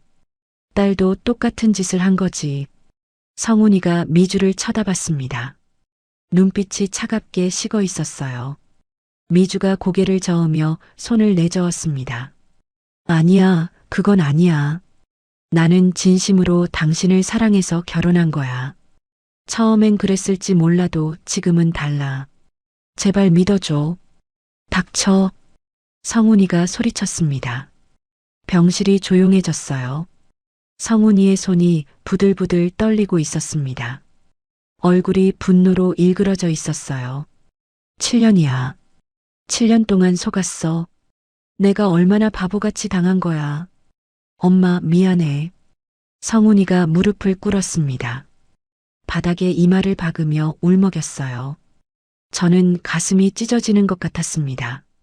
내가 키운 아들이 저렇게 무너지는 모습을 보는 게 이렇게 고통스러울 줄 몰랐어요. 내가 잘못했어. 돈에 눈이 멀어서 엄마를 그렇게 대했어. 용서해줘. 제발 용서해줘. 저는 한참을 아들을 내려다봤습니다. 눈물이 볼을 타고 흘러내렸어요. 미워하고 싶었지만 미워할 수가 없었습니다. 그래도 내 아들이니까요. 내 뱃속에서 나온 자식이니까요. 이제 어떻게 할 건데? 다 정리할게. 이 여자랑도 끝낼게. 이혼할 거야. 성훈이가 고개를 들며 말했습니다. 미주가 비명을 질렀어요. 안 돼. 이혼은 안 돼. 준우는 어떻게? 우리 아들 생각은 안 해? 내가 준우 얘기를 해?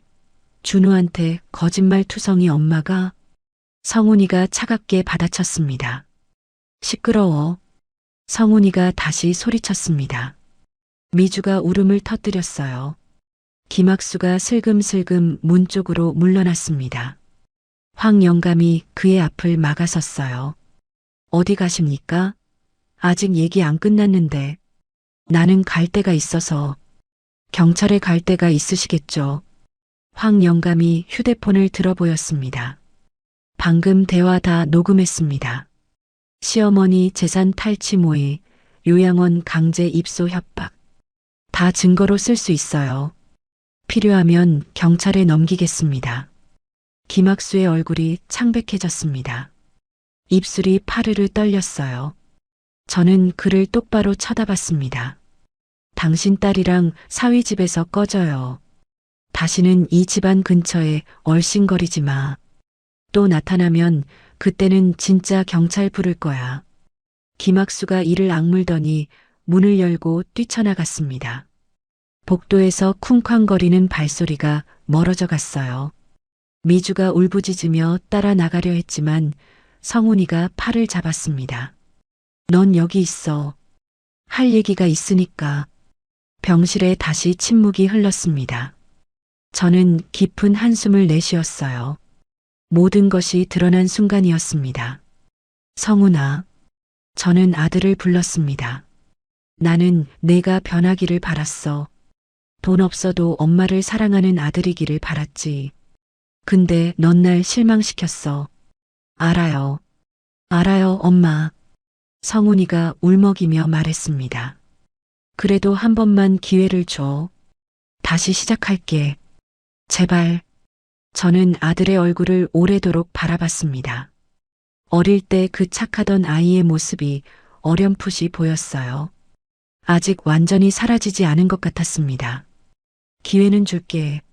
하지만 조건이 있어. 뭐든 할게. 내 힘으로 다시 일어서. 내 돈에 기대지 말고.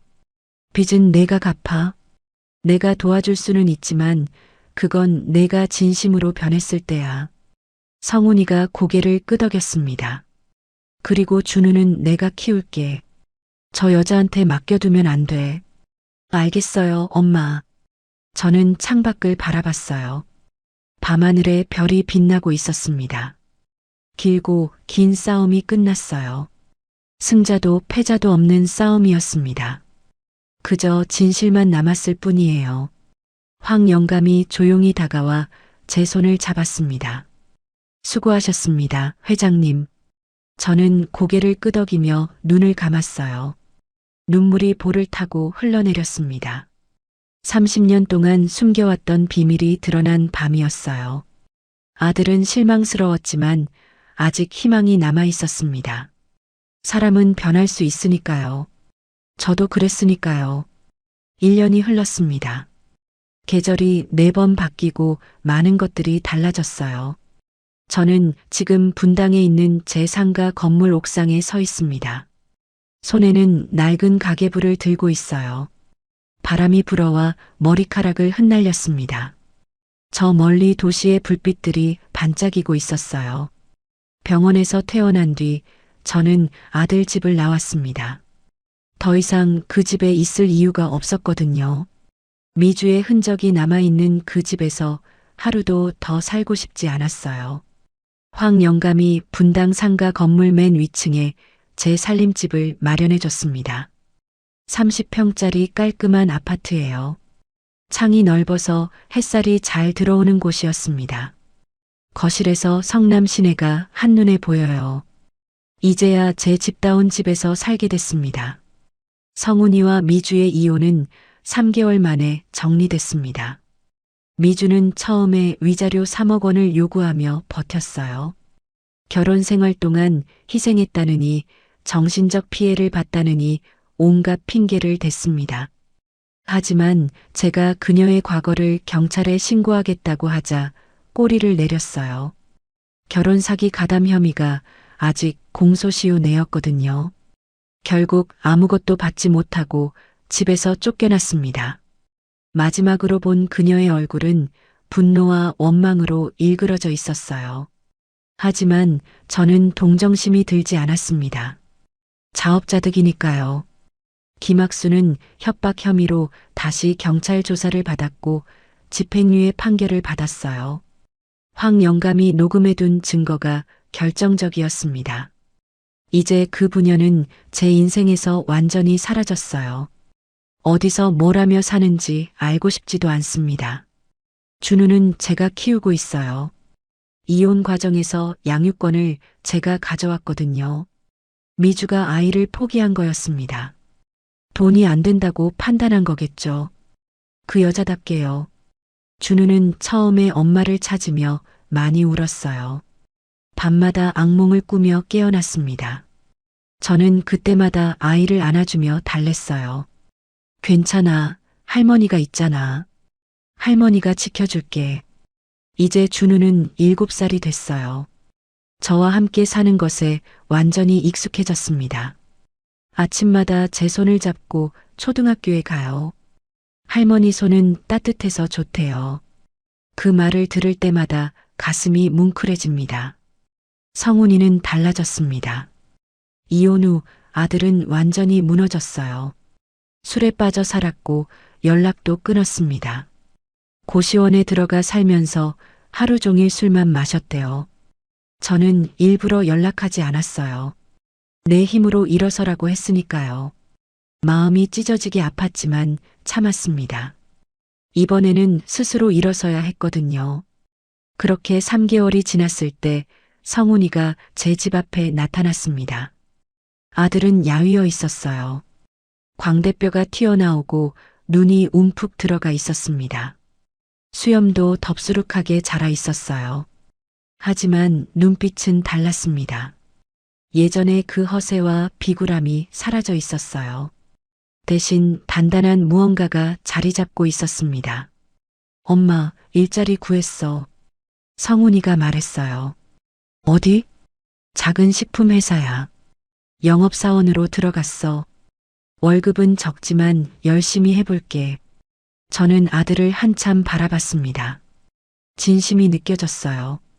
예전처럼 큰 소리치거나 허세를 부리지 않았습니다. 그냥 담담하게 현실을 받아들이고 있었어요. 밥 먹고 가라. 제가 말했습니다. 성훈이의 눈에 눈물이 고였어요. 그 뒤로 성훈이는 정말 열심히 일했습니다. 새벽 5시에 일어나 밤 11시까지 영업을 뛰었어요. 거래처를 개척하고 실적을 올렸습니다. 발바닥에 물집이 잡히도록 뛰어다녔대요. 처음에는 문전박대를 많이 당했지만 포기하지 않았어요. 6개월 만에 팀장으로 승진했다는 소식을 들었을 때 저는 처음으로 아들이 자랑스러웠습니다. 회사에서 가장 실적이 좋은 영업사원이 됐대요.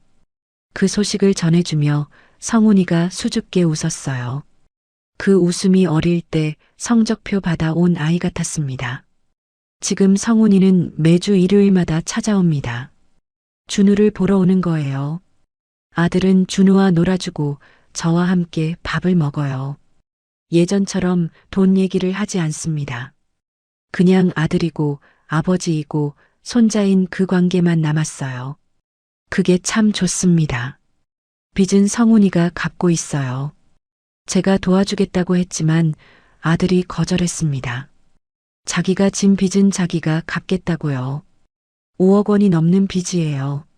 아직 반도 못 갚았지만 포기하지 않고 매달 조금씩 상환하고 있습니다. 월급에서 절반을 떼서 갚고 있대요. 엄마가 갚아줄까? 제가 물었을 때 성훈이가 고개를 저었어요. 아니야. 내가 갚을게. 이건 내가 져야 할 짐이야. 아들이 변한 게 느껴졌습니다. 돈에 눈이 멀었던 그 아들이 이제는 돈보다 중요한 게 뭔지 알게 된 것 같았어요. 책임감이라는 걸 배운 거죠. 황 영감은 여전히 제 곁에 있습니다. 매일 아침 8시에 전화해서 안부를 묻고 일주일에 2번은 꼭 찾아와요. 같이 차를 마시며 옛날 얘기를 하죠. 40년 전 노량진 시장에서 처음 만났을 때 얘기며 함께 고생했던 시절 얘기며요. 그때는 둘 다 빈털털이었어요. 리어카 하나로 시작해서 여기까지 온 거죠. 그때 회장님이 저한테 돈 빌려주지 않았으면 저는 망했을 거예요. 황 영감이 그랬어요. 저도 기억납니다. 황 영감 가게가 불이 났을 때 제가 가지고 있던 돈 전부를 빌려줬거든요. 그때 300만 원이 지금의 200억 원이 된 거예요. 그 사람이 없었으면 저는 지금 어떻게 됐을까요? 피보다 진한 인연이라는 게 있다면 바로 이런 거겠죠. 며칠 전 황 영감이 웃으며 말했어요. 회장님, 이제 뭐 하고 싶으세요? 저는 잠시 생각했습니다. 장학재단을 만들고 싶어요. 장학재단이요? 응. 가난해서 공부 못하는 애들 도와주는 거요. 나도 어릴 때 돈 없어서 학교 못 다녔거든. 그런 애들이 없었으면 좋겠어. 황 영감이 고개를 끄덕였어요. 좋은 생각입니다. 제가 도와드리죠. 그래서 지금 장학재단 설립을 준비하고 있어요. 재산의 절반을 출연할 생각입니다. 100억 원이 넘는 돈이에요. 누군가는 미쳤다고 할지도 모르겠습니다. 자식한테 물려주지 왜 남한테 주냐고요. 하지만 저는 알아요. 돈은 쓸 줄 알아야 진짜 내 돈이라는 걸요. 관 속에 넣어갈 수도 없잖아요. 재단 이름은 복이장학재단으로 정했어요. 제 건어물 가게 이름이었거든요. 복인의 건어물. 그 이름을 살려서 불우한 청소년들에게 복을 나눠주고 싶어요. 매년 20명씩 대학 등록금을 지원할 계획입니다. 나머지 재산은 준우한테 물려줄 거예요. 물론 성훈이한테도 일부 줄 생각입니다. 하지만 조건이 있어요. 스스로 일어선 뒤에만 받을 수 있어요. 빚을 다 갚고 경제적으로 독립한 뒤에요. 공짜로 주면 또 망가질 테니까요. 사람은 스스로 일어서야 비로소 어른이 되는 법이거든요. 유언장도 다시 썼어요. 황 영감 입회하에 공증까지 받았습니다. 이제 누가 뭐라 해도 제 뜻대로 재산이 배분될 거예요. 오늘 저녁 성훈이가 준우를 데리러 왔어요. 일요일이니까요. 성훈이는 매주 일요일 저녁에 와서 준우와 시간을 보내요. 준우가 아빠 품에 안기며 웃었습니다. 환하게 웃는 아이의 얼굴이 해바라기 같았어요. 아빠, 오늘 뭐하고 놀아? 영화 보러 갈까? 준우가 보고 싶은 거 보자. 성훈이가 아이를 번쩍 안아 올렸어요. 준우가 깔깔 웃었습니다. 그 모습을 보며 저는 생각했어요. 이게 가족이구나. 돈도 아니고 재산도 아니고 그냥 서로 안아주는 것. 그게 가족이구나.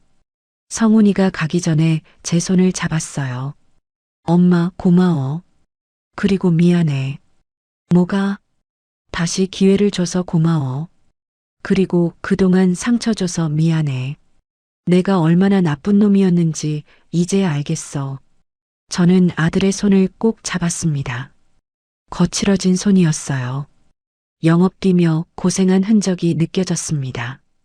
따뜻했어요. 넌 내 아들이야. 엄마가 아들 버리겠어? 내 아버지도 하늘에서 지켜보고 있을 거야. 성훈이가 눈물을 글썽이며 고개를 숙였습니다. 저도 눈시울이 뜨거워졌어요.